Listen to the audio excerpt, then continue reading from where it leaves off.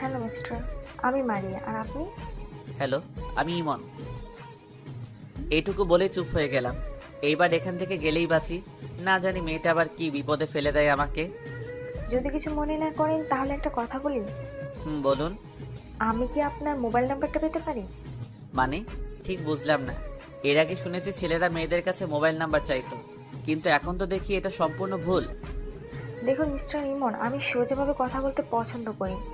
আমি আপনাকে তো সব আমার মাথার উপর দিয়ে গেল। আমি কিছুই বুঝতে পারতেছি না।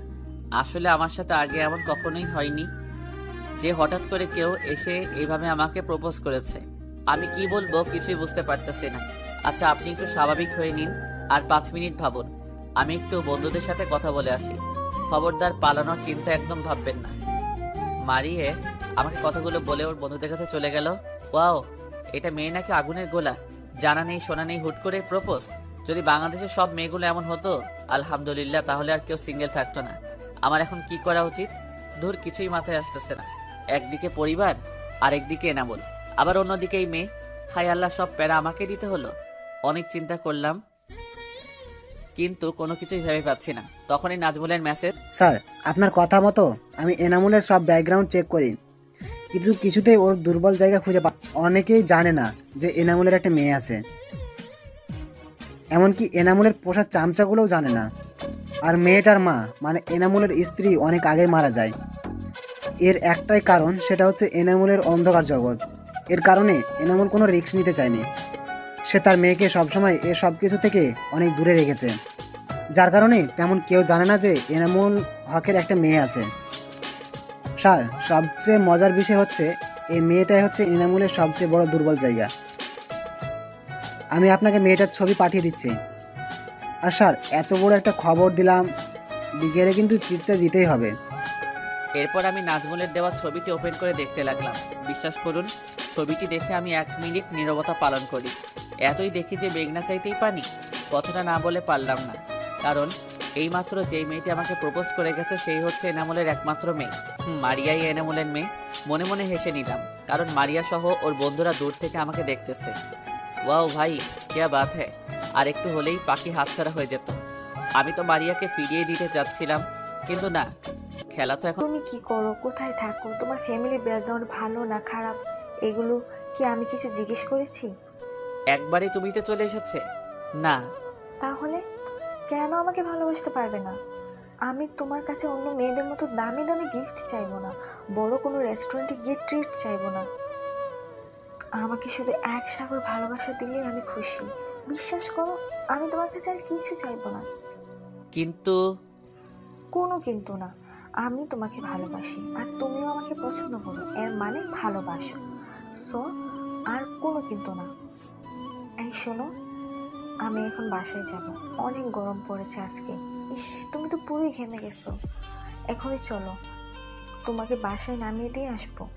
থাক, সমস্যা নেই, আমার বাসার কাছেই, আমি হেঁটেই চলে যেতে পারবো। আচ্ছা, তাহলে আমিও তোমার সাথে হাঁটতে চাই। এই না না, আপনি পারবেন না, অনেক রোদ আছে রাস্তায়। তুমি পারলে আমিও পারবো। আগে তোমাকে বাসায় গিয়ে দিয়ে তারপর আমি বাসায় যাব। আপনার বন্ধুরা আছে যে। নাবিলা, রিমি, তোমার বাসায় চলে যা, আমি ওর সাথে যাচ্ছি। মারিয়া ওর বন্ধুদেরকে উদ্দেশ্য করে বলল। এরপর তারা চলে গেল। আচ্ছা, আপনি এখানে দাঁড়ান, আমি বিলটা দিয়ে আসি মামাকে। তার কোনো দরকার নেই, আমি দিয়ে দিয়েছি। এরপর আমি আর মারিয়া রাস্তা দিয়ে হাঁটতে লাগলাম। বাসা যেহেতু কাছে ছিল তাই দেখতে দেখতে চলে এলাম, কিন্তু মারিয়াকে বুঝতে দেওয়া যাবে না যে আমি এখানে থাকি। তাই ছোট্ট একটা বাসার সামনে গিয়ে বলল, আমি চলে এসেছি, এবার আপনি বাসায় যেতে পারেন। এখানে থাকো তুমি। না, ঠিক এখানে না, গলির ভিতরে আমার বাসা, আপনি যেতে পারবেন না সেখানে। না প্লিজ, যাই না। অন্য কোনো একদিন। আচ্ছা, আমি তাহলে বাসায় যাই এখন, বিকালবেলা আমি ফোন দিব না। এখন বাসায় গিয়ে ফ্রেশ হয়ে একটু রেস্ট নিও, অনেক ক্লান্ত দেখাচ্ছে তোমাকে। আচ্ছা, এবার তো আপনি আসুন, এত কেয়ার নিতে হবে না। আচ্ছা। এরপর আমি বাসার দিকে যেতে লাগলাম, তখনই আবার মারিয়া আমাকে ডাক দিল। আমি পিছে ঘুরে মারিয়ার দিকে তাকালাম। I love you. আমি একটা মুচকি হাসি দিয়ে বাসার দিকে হাঁটা ধরলাম। বাসায় এসে নিজের রুমে গিয়ে গায়ের শার্ট খুলে বিছানায় শুয়ে পড়লাম। আর কিছুক্ষণ আগে ঘটে যাওয়া সবকিছু চিন্তা করতে লাগলাম। এর আগে আমি এত খুশি কখনো হয়েছে কিনা জানি না, কেন জানি আজকে খুব ভালো লাগতেছে।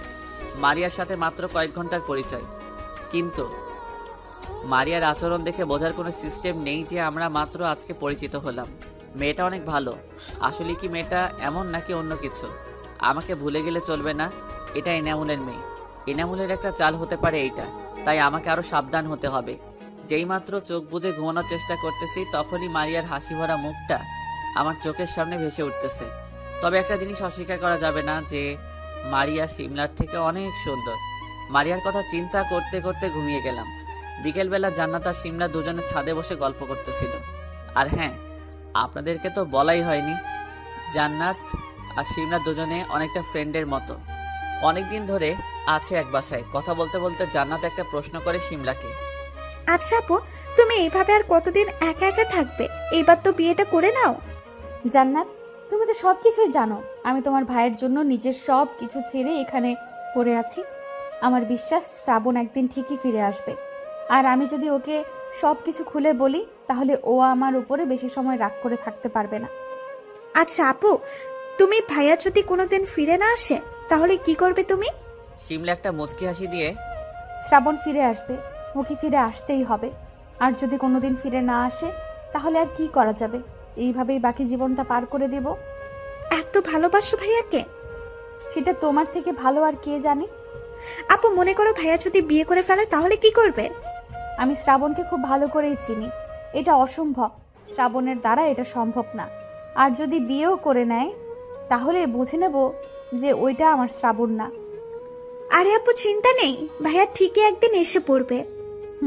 সেই আশাতেই তো বেঁচে আছি, কিন্তু একটা ফাজিলের জন্য সেটাই সম্ভব হচ্ছে না। কোন ফাজিল? আরে, তোমার ওই ভাইয়া কি যেন নাম? মনে পড়েছে, ইমন। ও আমাকে দিনে 14 বার ভালোবাসি ভালোবাসি বলে। আমাকে একদম পাগল বানিয়ে দিয়েছে। সিমলার কথা শুনে জান্নাত হাসবে না কান্না করবে কিছুই বুঝতেছে না। আর মনে মনে বলে, ভাইয়া তুই তো মাস্টারপিস। কি প্ল্যান রে ভাই। অপরদিকে এনামুল তার গোডাউনে বসে আছে। তার সামনে প্রায় 20-30 জন ছেলে পেলে সবাই দাঁড়িয়ে আছে। জি ভাই, ওর জীবনে দুটো মেয়ে আছে, দুটোকেই মনে হয় ও ভালোবাসে। কি বলিস? আমাদের নায়ক তাহলে প্রেমও করে? এই না হলে নায়ক? এই শোন, সবাই মন দিয়ে একটা কথা শুনে রাখ। জি ভাই, বলেন। ওই শ্রাবণ আমাকে অপমান করেছে, তোমাকে সারা কলেজের সামনে মেরেছে।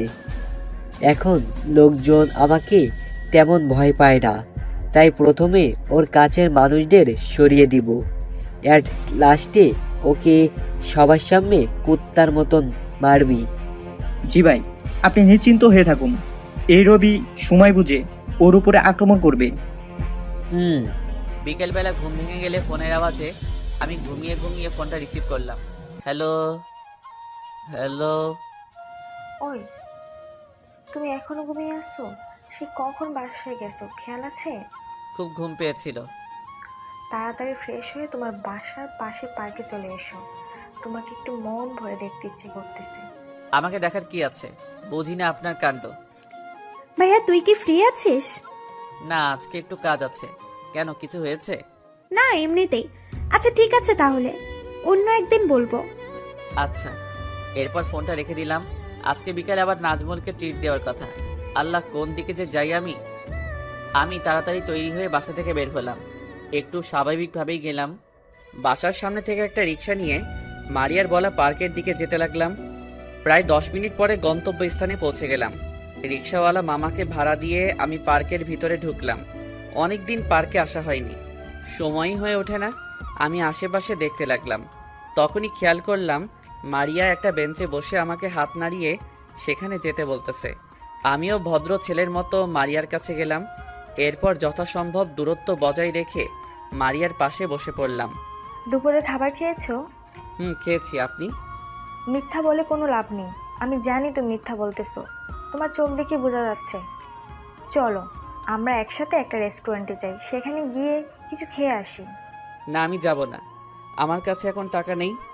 আর ওখানে গিয়ে শুধু শুধু টাকা নষ্ট করার কোনো মানে হয় না। তোমাকে আমার সাথে আসতে বলেছি, আসবে ব্যাস। আমি থাকতে তোমাকে টাকা চিন্তা করতে হবে না। এই বলে মারিয়া আমার হাত ধরে একটা রেস্টুরেন্টে নিয়ে গেল। রেস্টুরেন্টের ভিতরে গিয়ে পড়লাম আরেক বিপদে। আমাকে নাকি মারিয়া খাবার খাইয়ে দিবে। বলুন তো কেমন বিপদ? আমি কি বাচ্চা নাকি যে আমাকে খাবার মুখে তুলে দিতে হবে? সমস্যা নেই, আমি নিজেই খেয়ে নিতে পারবো। আপনাকে শুধু শুধু কষ্ট করতে হবে না। না, আমি খাইয়ে দিচ্ছি, তুমি চুপচাপ বসে থাকো। প্লিজ, জোর করবেন না, আমি কোনো বাচ্চা নই। এই বেয়াদ্দপ, তোমাকে চুপ থাকতে বলছি কিন্তু। এইভাবে একসময় হার মেনে মারিয়ার হাতে খাবার খেতে লাগলাম। আমি আগে জানতাম না যে মেয়েদের হাতে খাবার খেতে এত মজা। আগে জানলে অনেক আগে থেকেই খেতাম। আমার আর মারিয়ার এমন দৃশ্য দেখে রেস্টুরেন্টের অনেকেই আমাদের দিকে হা করে তাকিয়ে আছে। এক প্রকার তাড়াতাড়ি খাবার শেষ করে রেস্টুরেন্ট থেকে বেরিয়ে যায়। আচ্ছা, আপনি কি সত্যি এমন নাকি কোনো নাটক করতেছেন আমার সাথে? আমার এমন কথা শুনে মারিয়া রাস্তার মাঝখানে থেমে গেল। তুমি আমার চোখের দিকে তাকাও, আর আমার চোখ কি বলে দেখো। আমিও সেখানে থেমে যাই। এরপর মারিয়ার চোখের দিকে তাকাই। সত্যি তো, এই চোখে আমি শুধু ভালোবাসা ছাড়া আর কিছুই দেখতে পারতেছি না। এইবার বিশেষ হয়েছে। এরপর মারিয়া একটা রিক্সা দাঁড় করালো। আমি বললাম, রিক্সা থামালেন কেন? বেশি কথা না বলে রিক্সা এসে বসে পড়ো। ওয়াও, জায়গাটা অনেক সুন্দর। সুন্দর বলেই তো তোমাকে আমি এখানে নিয়ে এসেছি। আমরা এবার মনের আনন্দে এখানে বসে প্রেম করব, কেউ কিছু বলতে পারবে না। মারিয়ার কথা শুনে আমি কিছু বললাম না, শুধু একটা হাসি উপহার দিলাম। এরপর আমরা একটা ফাঁকা জায়গায় গিয়ে বসে পড়লাম। মারিয়া এখানে আসার সময় বাদাম কিনে নিয়ে এসেছিল। দুইজনই বাদাম খাইতেছি আর নদীর পানি ঢেউ দেখতেছি। আচ্ছা মারিয়া, আপনি আমার মাঝে কি এমন দেখলেন যে আমার সাথে আপনার প্রেম করতে হবে? তোমার হাসি, তোমার গুছিয়ে কথা বলার স্টাইল, তোমার চুলের স্টাইল, আর সবচেয়ে বেশি যেটা পছন্দ হয়েছে সেটা হচ্ছে তোমার ওই চোখ মারার স্টাইল। তুমি ধরে নিতে পারো যে তোমার চোখ মারা দেখে আমি তোমার প্রেমে পড়ে গেছি। আমি মারিয়ার কথা শুনে হাসবো না কান্না করব কিছুই বুঝে উঠতে পারতেছি না। চোখ মারা দেখে নাকি প্রেমে পড়েছে। তোমার পরিবারে কে কে আছে? আমার পরিবারের সবাই আছে, বাবা মা ভাই বোন চাচা চাচি। আপনার পরিবারে কে কে আছে? আমার পরিবার বলতে আমি আর আমার আব্বু। তবে আব্বু অফিসের কাজে সব সময় ব্যস্ত থাকে, তাই আব্বুর সাথে বেশি সময় থাকতে পারি নাই। ও, এইভাবে আজকের বিকালটা কেটে যায়। আমার জীবনের সবচেয়ে ভালো বিকালগুলোর মধ্যে এই দিনটা ছিল অন্যতম। আসলে এই 2 দিনে আমি যা বুঝতে পেরেছি তাতে আমার মনে হয় না যে মারিয়া আমার সাথে নাটক করতে পারে। আচ্ছা, আমার কি ঠিক হচ্ছে মারিয়ার সাথে নাটক করা? মারিয়া সত্যিটা জানতে পারলে আমাকে কি কোনোদিন ক্ষমা করবে? আমি এমন সব প্রশ্ন নিয়ে রাস্তা দিয়ে হেঁটে বাসায় যাচ্ছিলাম। তখন আনুমানিক রাত 8টা বাজে। নাজমুল বিকালে ফোন দিয়েছিল। আমি ওকে উল্টাপাল্টা একটা কিছু বুঝিয়ে দিয়েছি, তাই কোনো প্যারা নেই। বাসার কাছে প্রায় চলে এসেছিলাম, তখনই কই থেকে একটা গাড়ি আমার সামনে এসে দাঁড়ালো। হঠাৎ করে দেখি গাড়ি থেকে কয়েকটা লোক এসে আমাকে জোর করে গাড়িতে বসিয়ে দিল। আমি চাইলে এখানে সবগুলোর সাথে ফাইট করতে পারতাম, কিন্তু না, আমার কেন জানি মনে হচ্ছে এটা এনামুলের কাজ। এনামুল লোক পাঠিয়ে আমাকে ধরে নিয়ে ওর গোপন ডেরায় যাচ্ছে। তাই আমি ইচ্ছে করে কোনো বাধা দেইনি কাউকে। লোকগুলোর মধ্যে থেকে একজন আমার চোখ কালো কাপড় দিয়ে আটকে দিল। প্রায় 1 ঘন্টা পরে আমাকে গাড়ি থেকে নামিয়ে চোখ বাঁধা অবস্থায় একটা রুমে নিয়ে গেল। এরপর আমাকে একটা চেয়ারে বসিয়ে হাত পা বেঁধে দেওয়া হলো। আমি কিছুই বুঝতে পারতেছি না যে আমি কোথায় আছি। চারিপাশে পানি পড়ার আওয়াজ হচ্ছে। কিছু সময় পরে হঠাৎ একটা হাত আমার চোখের বাঁধন খুলে দিল। আমি চোখ মেলে তাকালাম। তাকিয়ে বেশ খানিকটা অবাক হলাম, কারণ আমার সামনে শিমলা দাঁড়িয়ে আছে, হাতে একটা পিস্তল। শিমলা, তুমি এখানে? তার মানে তুমি এগুলো করেছো? শিমলা কিছু না বলে আমার সামনে আরেকটা চেয়ার এনে বসে বলতে লাগ, তুই না আমাকে ভালোবাসিস? কিন্তু আমাকে যদি ভালোই বেশি থাকিস তাহলে অন্য মেয়ের সাথে আজকে পার্কে কি করেছিস? তুমি বিশ্বাস করো, আমরা জাস্ট ফ্রেন্ড। আর তাছাড়া তুমিও তো আমাকে ভালোবাসো না, তাই আমি আর একা থেকে কি করব? এটা আমিও তো বুঝতে পারছি না, কেন বারবার আমার মনের বিরুদ্ধে গিয়ে তোকে তুলে আনতেছি, কেন বারবার তোকে এত নজরে রাখতেছি। অন্য কোনো মেয়ের সাথে দেখলে কেন আমি সহ্য করতে পারছি না, কেন আমি নিজেই জানি না। আমি মনে হয় পাগল হয়ে যাচ্ছি। সবই বুঝলাম, কিন্তু শিমলা, তুমি কি কোনো লেডি নন নাকি? হঠাৎ তোমার এমনটা মনে হলো কেন? তো কেমন মনে হবে? এইরকম রাস্তা দিয়ে যাকে তাকে তুলে আনলে লেডি ডনই তো বলবে সবাই, তাই নয় কি? এরপর শিমলা আমার হাতের বাঁধন খুলে দিল। আজকে তো আমার ইচ্ছে করতেছিল যে তোকে এমন মাইর দিব যে আর কোনো মেয়ের দিকে তাকাতেই পারবি না, কিন্তু ছেড়ে দিলাম আজকের মতো। কি হচ্ছে আমার সাথে? আমি কিছুই বুঝতেছি না। তুমি কি আমাকে ভালোবাসবে নাকি বাসবে না বলে দাও। আমি আর তোমাকে বিরক্ত করব না। আমাকে 2 দিন সময় দাও, আমি তোমাকে সবকিছু জানিয়ে দিব। 2 দিন মনে থাকে যেন। আমি বাসায় যাচ্ছি। এরপর আমি এখান থেকে বেরিয়ে একটা রিক্সা নিয়ে বাসায় চলে যাই। রাতের খাবার বাইরে থেকে অর্ডার করে খেয়ে নিলাম। এরপর ভাবতে লাগলাম, কি মেয়েরে ভাই, ভালোবাসি বলতে পারবে না, আবার ঠিকই ভালোবাসার অধিকার খাটাবে। শিমলা কি আসলে আমাকে ভুলে গেছে? জানি না, যা হবে সব সামনে, সবকিছু দেখা যাবে। অন্যদিকে জান্নাত আর নাজমুলের ফোন আলাপ। তুমি কি ভেবেছো আমি পুলিশ সম্পর্কে কিছু জানি না? আমি আমার এক ফ্রেন্ডের বড় ভাইয়ের কাছ থেকে শুনেছি ডিআইজি অফিসার কোনোদিন তো থানায় জয়েন করে না। তাহলে তুমি সেই ডিআইজি অফিসার হয় কিভাবে? এবার না হেসে পারলাম না।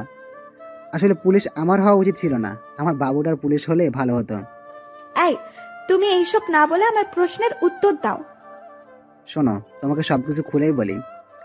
বাংলাদেশের পুলিশের গোয়েন্দা সংস্থার প্রধান অর্থাৎ বর্তমান পুলিশ সুপার ঢাকা মোহাম্মদ মারুফ হোসেন স্যার, তিনি ইমন স্যারকে প্রমোশন দিয়ে সরাসরি ডিআইজি অফিসার বানিয়ে দেয়। এখন যদি বলো, তিনি হঠাৎ করে এমন একটা কম বয়সী পুলিশকে কিভাবে এত বড় পদে নিতে পারে? কিভাবে? মনে পড়ে 6 মাস আগে বাংলাদেশের সবচেয়ে বড় আসামি তপু খানকে পুলিশ গ্রেপ্তার করে, সেটাও আবার 12 বছর পরে। এই 12 বছর সারা বাংলাদেশের পুলিশ তপু খানের পিছে পড়েছিল, কিন্তু কোনো লাভ হয়নি, কেউ তাকে গ্রেপ্তার করতেও পারেনি। তাহলে কে গ্রেফতার করেছিল? কে আবার? আমার স্যার ইমন। এরপর এসবি স্যার খুশি হয়ে তাকে সরাসরি ডিআইজি পদে বসিয়ে দেয়। এবার বুঝতে পেরেছো তো নাকি? খুব বুঝলাম। আমার ভাই একটা জিনিয়াস। এমন ভাবে বলতেছো যে সে তোমার নিজেরই ভাই। নিচে কি হলো, থেমে গেলে কেন? না, এমনি কিছু না। এখন রাখি, বাই। Okay bye. অপরদিকে শিমলা নিজের রুমে বসে আছে। প্রায় 2 ঘন্টা হয়ে গেল সে চিন্তা করে যাচ্ছে কি করবে। এমনকে ভালোবেসে আপন করে নেবে নাকি শ্রাবণের জন্য অপেক্ষা করে থাকবে? কি করবে সে কিছুই বুঝতে পারছে না। আর বেশি কিছু না ভেবে শিমলা ঘুমিয়ে পড়ল। সকাল সকাল জান্নাতের কারণে আমি এখন কফি শপে বসে আছি। সেই 20 মিনিট ধরে অপেক্ষা করে বসে আছি, কিন্তু মহারানীর আসার কোনো নামই নেই। কিছু সময় পরে জান্নাত এলো, এসে আমার সামনের চেয়ারে বসে পড়ল আর বলল, সরি ভাইয়া, রাস্তায় অনেক জ্যাম, তাই আসতে একটু লেট হয়ে গেল। বুঝলাম, কিন্তু হঠাৎ আজকে সকালবেলা আমাকে এখানে ডেকে আনলি কেন? ভাইয়া, তুই তো জানিস না, তাই আমি ভাবলাম তোকে জানিয়ে দেই, না হলে পরে দেখা যাবে তুই মাইন্ড করবি। কি জানি না আমি। শোন ভাই, আমার ইচ্ছে ছিল আমি ঢাকা থেকে সেখানে একটা ভার্সিটিতে পড়াশোনা করব। ভাইয়া আর আব্বুর কারণে আমার সেই ইচ্ছেটা পূরণ হয়। তুই তো জানিস ভাইয়া, ঢাকা শহরে আমাদের কোনো আত্মীয় নেই। আমি 2 বছর ঢাকা থেকে একা একা পড়াশোনা করেছি। তোর বার্থডের কারণে বাসায় এসেছিলাম, কিন্তু আমি আর এখন ঢাকা যেতে চাচ্ছি না। মানে কেন ঢাকা যাবি না কেন? এত সুন্দর একটা ভার্সিটিতে যেতে প্রবলেম কোথায়? ভাইয়া, আমার ঢাকা শহর ভালো লাগে না। যদিও প্রথম খুব ভালো লাগতো, কিন্তু ভাইয়া বিশ্বাস কর, আমার একা একা থাকতে একটুও ভালো লাগে না। তাই আমি সিদ্ধান্ত নিয়েছি যে আমাদের শহরের ভার্সিটিতে ভর্তি হব। আর তাছাড়া সেখানে তো বড় ভাইয়া আছেই। এটা সম্পূর্ণ তোর সিদ্ধান্ত, আমি কখনোই তোর ইচ্ছার বিরুদ্ধে যাব না। তোর যখন যেটা খুশি আমাকে বলবি, আমি করে দিব। আমার সোনা ভাইয়া। আর কিছু বলবি? আমার একটা কাজ ছিল, তাই তাড়াতাড়ি বাসায় যেতে হবে। জানি তো, পুলিশ তো সবসময় ব্যস্তই থাকবে। মানে কে পুলিশ? আমি অবাক হয়ে, আপু জানলো কিভাবে? আই ভাইয়া, তুই এত নাকামি করিস কেন? যেন এই পৃথিবীতে উনি একাই বুদ্ধিমান আর সবাই বোকা। উনি এত বড় খেল খেলে যাবে আর কেউ ধরতে পারবে না। আপু মাফ চাই, তুই যে আমার বোন সেটা আমি খুব ভালোভাবে টের পাচ্ছি। এত বুদ্ধি নিয়ে রাতে ঘুমাস কিভাবে? আর শোন, তোর ভার্সিটির নাম আর তোর সব ডিটেলস আমার কাছে দিয়ে যাস। আমি টিসি আনার সব ব্যবস্থা করে দিব নে, কোনো সমস্যা হবে না। অবশ্যই। এরপর আমি সোজা আমার বাসায় চলে এলাম। বাসায় এসে দেখি সকাল 11টা বেজে গেছে, তাই বাইরে থেকে খাবার অর্ডার করে খেয়ে নিলাম। নিজের রুমে বসে মোবাইল ঘাঁটতেছিলাম, তখনই নাজমুলের ফোন। স্যার, আগামী 15 সেপ্টেম্বর স্থানে একটা মিটিং হতে চলেছে। সেখানে শহরের সকল বড় বড় নেতা থেকে শুরু করে বড় বড় ব্যবসায়ী সহ অনেকে উপস্থিত থাকবে। আর আপনার কথা অনুযায়ী সেখানে মিডিয়াও উপস্থিত থাকবে। আপনি চাইলে আমরা ওই দিনেই এনামুলকে গ্রেপ্তার করতে পারি। ওয়াও, আমি তো এটাই চেয়েছিলাম, সকলের সামনে এনামুলকে গ্রেফতার করব, সারা দেশের মানুষকে দেখিয়ে দিব অন্যায়ের কোনো মাফ নেই। জি স্যার, তাহলে আমাদের হাতে আর মাত্র সময় আছে 10 দিন। আর এই 10 দিন আপনি একটু সাবধানে থাকবেন স্যার। অবশ্যই।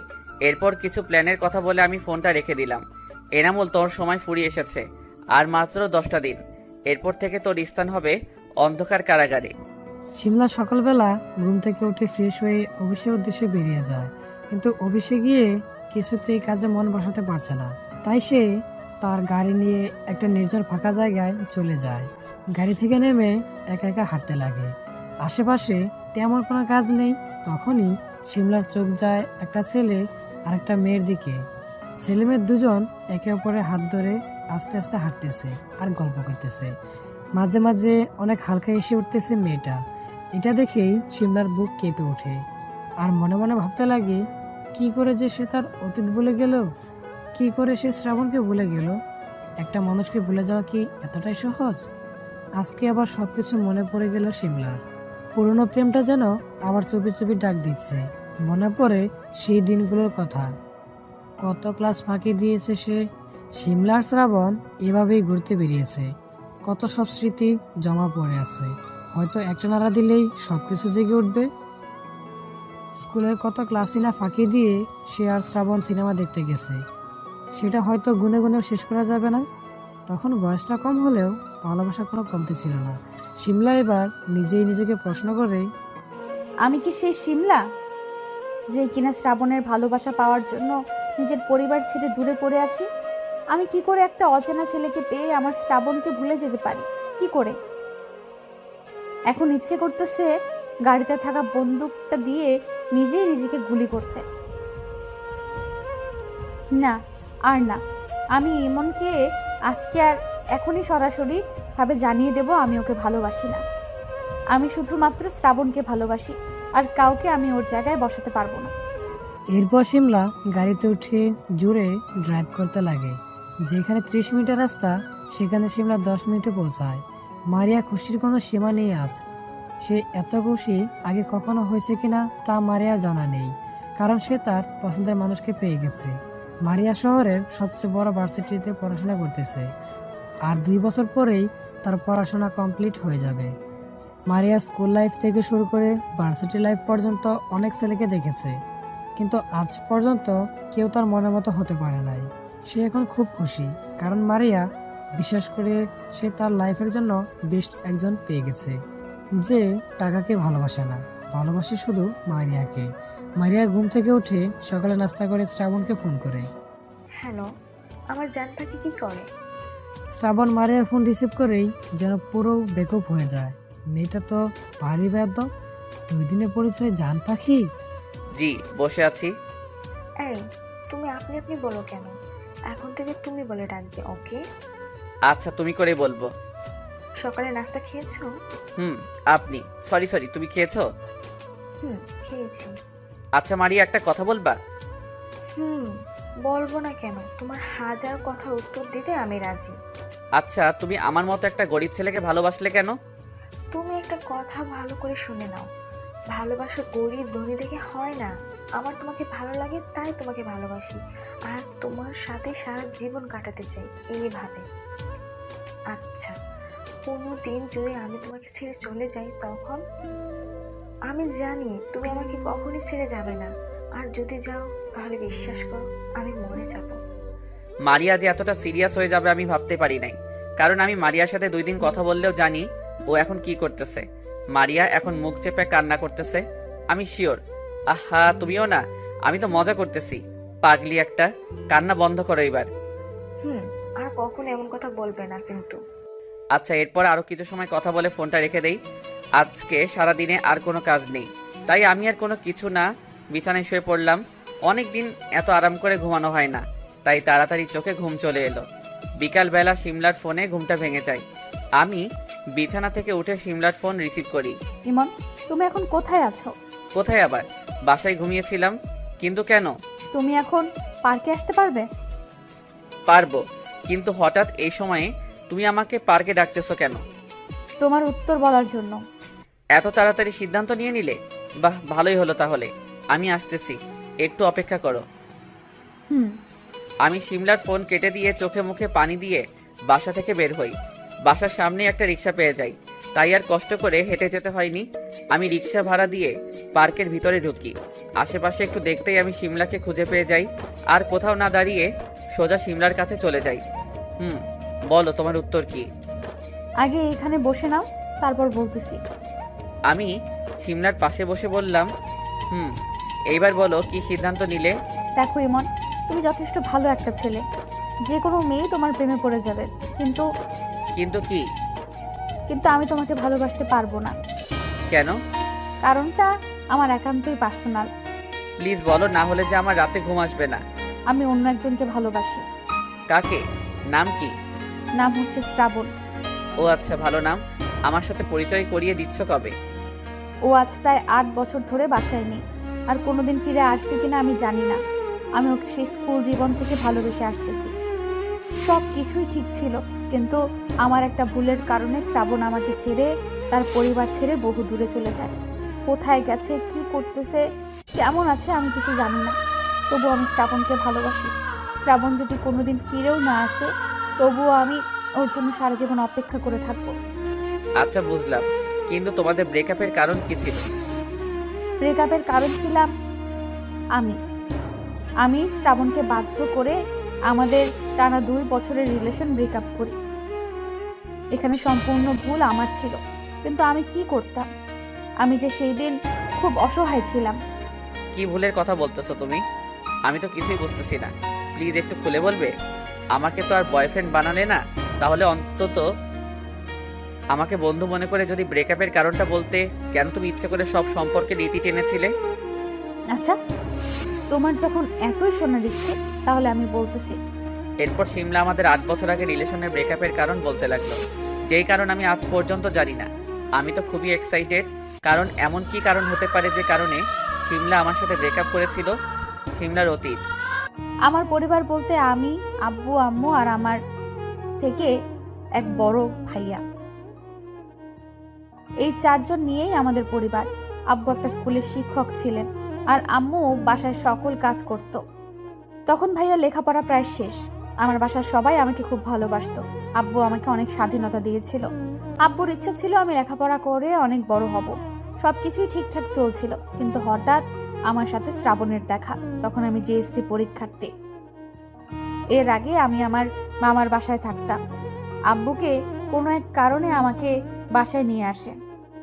এর আগে আমি মামার বাসায় থেকেই পড়াশোনা করতাম। আব্বু আমাকে বাসায় এনে নতুন একটা স্কুলে ভর্তি করিয়ে দেয়, আর সেইখানেই আমার দেখা হয় শ্রাবণের সাথে। আমরা দুজন একই ক্লাসে পড়তাম। প্রথম আমার তো ছেলেকে ভালোই লাগতো না, কিন্তু যখন খেয়াল করলাম ছেলেটা শুধু আমার পেছনেই পড়ে থাকে, তখন আমিও ফিল করি যে আমিও শ্রাবণকে ভালোবেসে ফেলেছি। তাই শ্রাবণের সাথে রিলেশনশিপে যাই। আল্লাহর রহমতে সব কিছু ঠিকঠাকই চলতেছিল।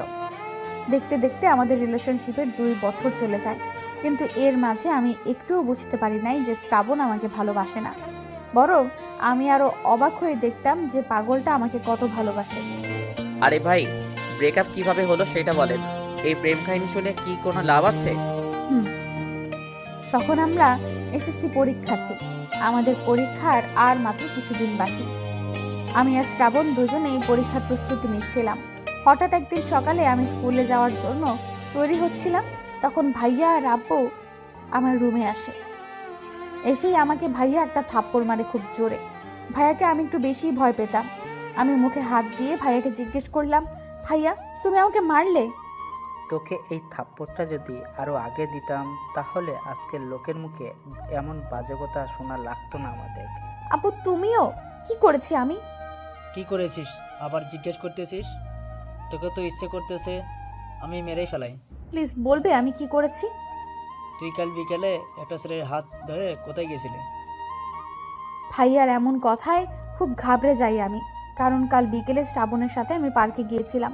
কিন্তু ভাইয়া সেটা জানলো কিভাবে? কি এখন চুপ করে আছিস কেন? ভাগ্যিস আমি আর আব্বু ওইদিকে একটা কাজে গেছিলাম। না হলে তো জানতেই পারতাম না যে আমার বোন এতটা নোংরা। ভাইয়া প্লিজ তুমি চুপ করো। আর কোনো কথা বলবি না তুই। আমি তো বিয়ে ঠিকই করব এবং তোর যত তাড়াতাড়ি সম্ভব বিয়ে দিয়ে দেবো। না আব্বু, আমি লেখাপড়া করতে চাই প্লিজ।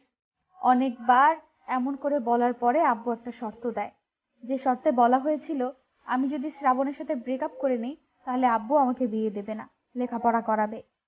আমি আর কোনো রাস্তা না পেয়ে আব্বুর কথায় রাজি হয়ে যাই, কারণ এছাড়া আমার আর কোনো উপায় ছিল না। আমার বয়স তখন খুব কম ছিল, আমি বাসা থেকে পালিয়ে আসি নাই এই জন্য। আমি সেদিন বিকেলেই শ্রাবণের সাথে দেখা করার সিদ্ধান্ত নিই। আমরা একটা পার্কে দেখা করার সিদ্ধান্ত নিই। এরপর শ্রাবণ আমার কাছে আসে। আমি ওকে যখন সব কিছু খুলে বলতে যাব তখনই খেয়াল করি আমাদের থেকে কিছুটা দূরে আমার ভাইয়া দাঁড়িয়ে আছে, আমাদের কথা শোনার জন্য এখানে এসেছে হয়তো। সেই দিন আমি উল্টাপাল্টা বলে শ্রাবণের সাথে ব্রেকআপ করে নিই। এরপর ভাইয়া আমার কাছ থেকে আমার মোবাইল নিয়ে নেয়, আর কোনোভাবে আমি শ্রাবণের সাথে যোগাযোগ রাখতে পারি নাই। এর মাঝে শ্রাবণ আমাকে অনেকবার ডেকেছিল, কিন্তু আমি যেতে পারি নাই একটাই কারণে, কারণ আব্বু আমার স্কুলে ইংরেজি শিক্ষক হিসেবে জয়েন করে। আব্বু সব সময় আমার উপরে নজর রাখতো। অবশেষে আমাদের পরীক্ষা শেষ হয়ে যায়। পরীক্ষা শেষ হতেই আব্বু আমাকে আবার মামার বাসায় পাঠিয়ে দেয়। এরপর আর শ্রাবণের সাথে দেখা হয়নি। ফোন নাম্বার মুখস্থও ছিল না যে ফোন করে সবকিছু খুলে বলবো শ্রাবণকে। আমি ভেবেছিলাম বাসায় ফিরে শ্রাবণকে সবকিছু খুলে বলবো। আমাদের এসএসসি পরীক্ষার রেজাল্ট দেওয়ার 2 দিন পর বাসায় আসি। বাসায় এসে এক বন্ধুর সাহায্যে জানতে পারি যে শ্রাবণ নাকি বাসা থেকে পালিয়ে গেছে। বিশ্বাস করো ইমন, আমি শ্রাবণকে অনেক খুঁজেছি কিন্তু কোথাও পাইনি। ওই দিনের পর থেকে আমি আর আব্বু ভাইয়ার সাথে কথা বলি না। এইভাবে দেখতে দেখতে 5টা বছর কেটে যায়। আমাকে বাসা থেকে বিয়ের জন্য চাপ দেয়, কিন্তু আমি আর সেই ভুল দ্বিতীয়বার করি নাই। বাসা থেকে চলে আসি, আর একটা বাসা ভাড়া নেই। আমি তখন টিউশন করতাম, যার জন্য টাকার তেমন সমস্যা। মিলিয়ে বললাম, চিন্তা করতে হবে না বাবুটা, আমি খুব শীঘ্রই তোমার কাছে ফিরে আসব। কিছু বললে তুমি? ফ্রেন্ড, অবশ্যই আমরা খুব ভালো ফ্রেন্ড হয়ে থাকবো, এটাই বলেছি। এরপর আমি সোজা বাসায় চলে আসি। আজকে মনে হচ্ছে মাথা থেকে ভারী কিছু একটা নেমে গেছে, খুব খুশি খুশি লাগতেছে আজকে। অবশেষে আমি সত্যিটা জানতে পারলাম। এখানে অবশ্যই শিমলার তেমন কোনো দোষ আমি দেখতে পারতেছি না। আমি এতদিন ওকে ভুল বুঝে দূরে ছিলাম, এটা আমার খুব অন্যায় হয়েছে। অপরদিকে এনামুলের সামনে তার অনেকগুলো লোক দাঁড়িয়ে আছে।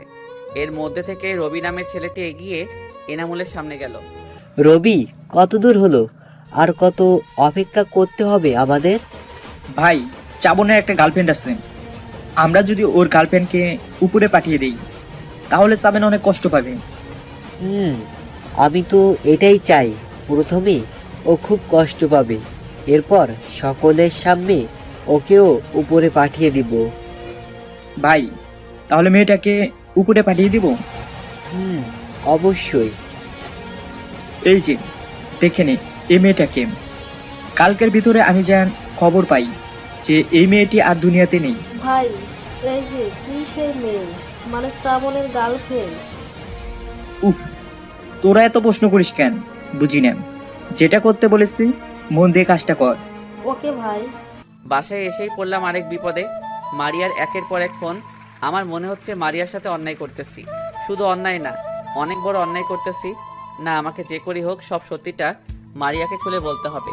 এরপর যদি মারিয়া আমাকে ক্ষমা করে, আমার কাজে হেল্প করে, তাহলে ভালো, আর তা না হলে কিছু করার নেই আমার। এইগুলো ভাবতে ভাবতে আমি মারিয়ার ফোন রিসিভ করলাম। আমার বাবু কি করতেছে? তেমন কিছু না, একটা কাজে ছিলাম। আচ্ছা, চলো না আজকে রাতে আমরা বাইরে একসাথে ডিনার করি। মারিয়া আজকে থাক, অন্য কোনো একদিন। অন্য কোনো একদিন কবে? ওকে, কাল সকালে আমরা একসাথে বাইরে ব্রেকফাস্ট করব। খুশি?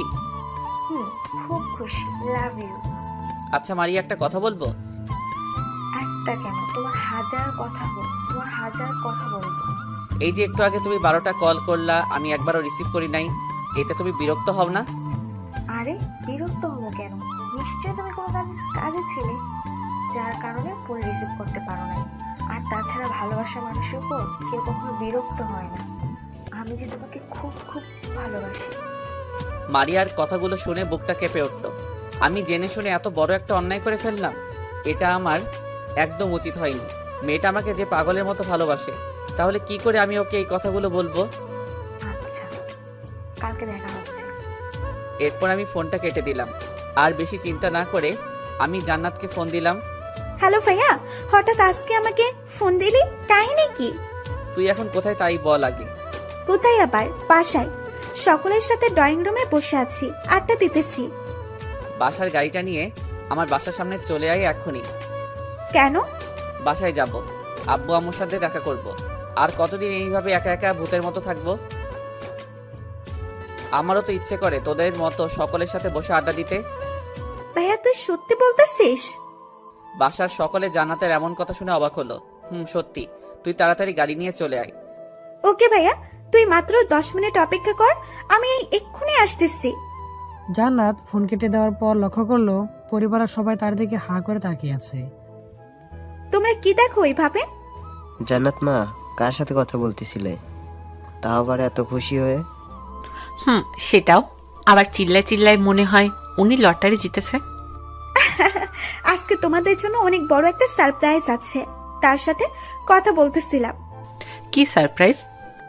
বলা যাবে না, আমি আগে গিয়ে নিয়ে আসি, তোমরা জাস্ট 30 মিনিট অপেক্ষা করো। আর আম্মু, তুমি সারপ্রাইজটা দেখে সব থেকে বেশি খুশি হবে। এই বুড়ি এত ঢং না করে যা গিয়ে সারপ্রাইজটা নিয়ে আয় আগে। যাচ্ছি যাচ্ছি। এরপর জান্নাত বাসা থেকে গাড়ি নিয়ে বের হলো। অপরদিকে আমি বাসায় বসে আপুর জন্য অপেক্ষা করতে লাগলাম। আচ্ছা ভাইয়া, তোর কি শিমলা আপুর কথা মনে আছে? আমি একটু ভেবাচাকা খেয়ে গেলাম। জান্নাত শিমলার কথা জানলো কিভাবে? মনে আছে, কিন্তু কেন? না মানে, শিমলা আপু তো এখনো বিয়ে করে নাই, সে নাকি তোকে ভালোবাসে। কি বলিস? আমি তো আরো 1 বছর আগে বিয়ে করে ফেলাইছি। আমি মিথ্যা বললাম। জান্নাত গাড়িটা কষে ব্রেক করলো। কি ব্যাপার, গাড়ি থামালি কেন? মানে কি ভাইয়া, তুই বিয়ে করেছিস? এটা আমি বিশ্বাস করি না। এরপর মোবাইল থেকে আমার আর মারিয়ার একটা ছবি বের করে জান্নাতের কাছে দিলাম। জান্নাত চোখ বড় বড় করে ছবিটা দেখলো। ভাইয়া তুই এটা একদম ঠিক করিস নাই। তুই জানিস আপু তোকে কতটা ভালোবাসে? ধুর, বাদ দে তো, তাড়াতাড়ি বাসায় চল। ভাইয়া তুই তো এমন ছিলি না, এখন শিমলা আপুর কি হবে আল্লাহ জানে শুধু। এরপর কিছু সময়ের মধ্যে আমি আর জান্নাত বাসার সামনে চলে এলাম। জান্নাতের মুড অফ, কারণটা তো আপনারা জানেনই। আমি আর জান্নাত আমাদের বাসার দরজার সামনে দাঁড়িয়ে আছি। জান্নাত কলিং বেল বাজিয়ে অপেক্ষা করতে লাগলো। কিছু সময় পরে ভাবি এসে দরজা খুলে দিল। কি রে জান্নাত, আমাদের সারপ্রাইজ কই? খালি হাতে এসেছিস কেন? আমি জান্নাতের পিছে দাঁড়িয়েছিলাম, তাই ভাবি আমাকে দেখে নাই। একটু পরে আমাকে দেখতে পেল। আমাকে দেখেই বলল, এটা কে রে জান্নাত? ওর কাছে জিজ্ঞেস করে নাও। জান্নাত রাগ দেখিয়ে ভিতরে চলে গেল। আমি বুঝতে পেরেছি জান্নাত আমার উপরে রাগ করেছে। জান্নাত হয়তো ভেবেছিল যে আমি বাসায় এসে শিমলাকে বিয়ে করব, কিন্তু আমি তো ওকে মিথ্যা কিছু বলে দিলাম। ব্যাস। তোমার নাম কি? শ্রাবণ। আমার নামটা শুনে ভাবি একটু কেমন করে যেন আমার দিকে তাকালো, একটু অবাক হয়েছে শ্রাবণ নামটা শুনে হয়তো। এরপর বলল, আচ্ছা তুমি ভিতরে এসো, সবাই আছে ভিতরে। এরপর আমি ভাবির পিছে পিছে বাসার ভিতরে ঢুকলাম। ভিতরে ঢুকে আমরা তো অবাক, কারণ বাসার ভিতরে অনেক লোকজন। আব্বু আম্মু ভাইয়া ভাবি পিচ্চি আপু শিমলা। শিমলা আমাকে দেখে জিজ্ঞেস করলো, আরে ইমন, তুমি এখানে? কোনো দরকার? শিমলা মা, কে এটা? চেনা চেনা লাগছে। তখনই সবাইকে অবাক করে দিয়ে রিদি, মানে আমার পিচ্চি ভাইয়ার কোল থেকে নেমেই আমাকে জড়িয়ে ধরলো। আমাকে তো আর হাতে পায় না, আমার পা জড়িয়ে ধরেছে। জান্নাত, এইটা কে? একদম আমার ছেলের মতো দেখতে। আম্মু তুমি মনে মনে যেটা ভাবতেছো সেটাই, ওইটা তোমার ছোট ছেলে শ্রাবণ। পুরো বাড়ি মিনিটের মধ্যে চুপ হয়ে গেল।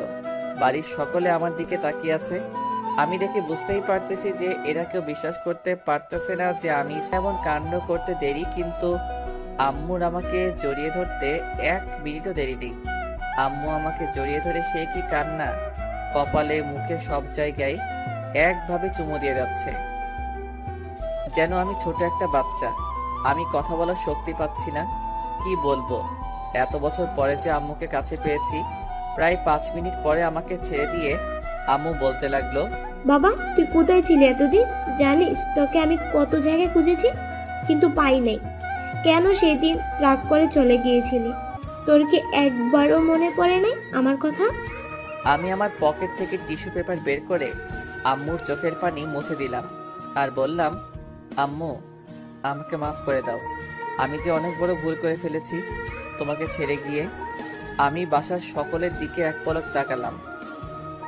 আব্বু আর ভাইয়া বসা থেকে দাঁড়িয়ে আছে। আর সবচেয়ে বেশি যে অবাক হয়েছে সে আর কেউ নয়, শিমলা। শিমলা যে এত পরিমাণ অবাক হবে সেইটা আমার জানাই ছিল। আব্বু আমার সামনে এসে আমার গালে একটা থাপ্পড় দিল। খুব বড় হয়ে গেছিস না, যে আমাদেরকে ছেড়ে একা থাকা শিখে গেছিস।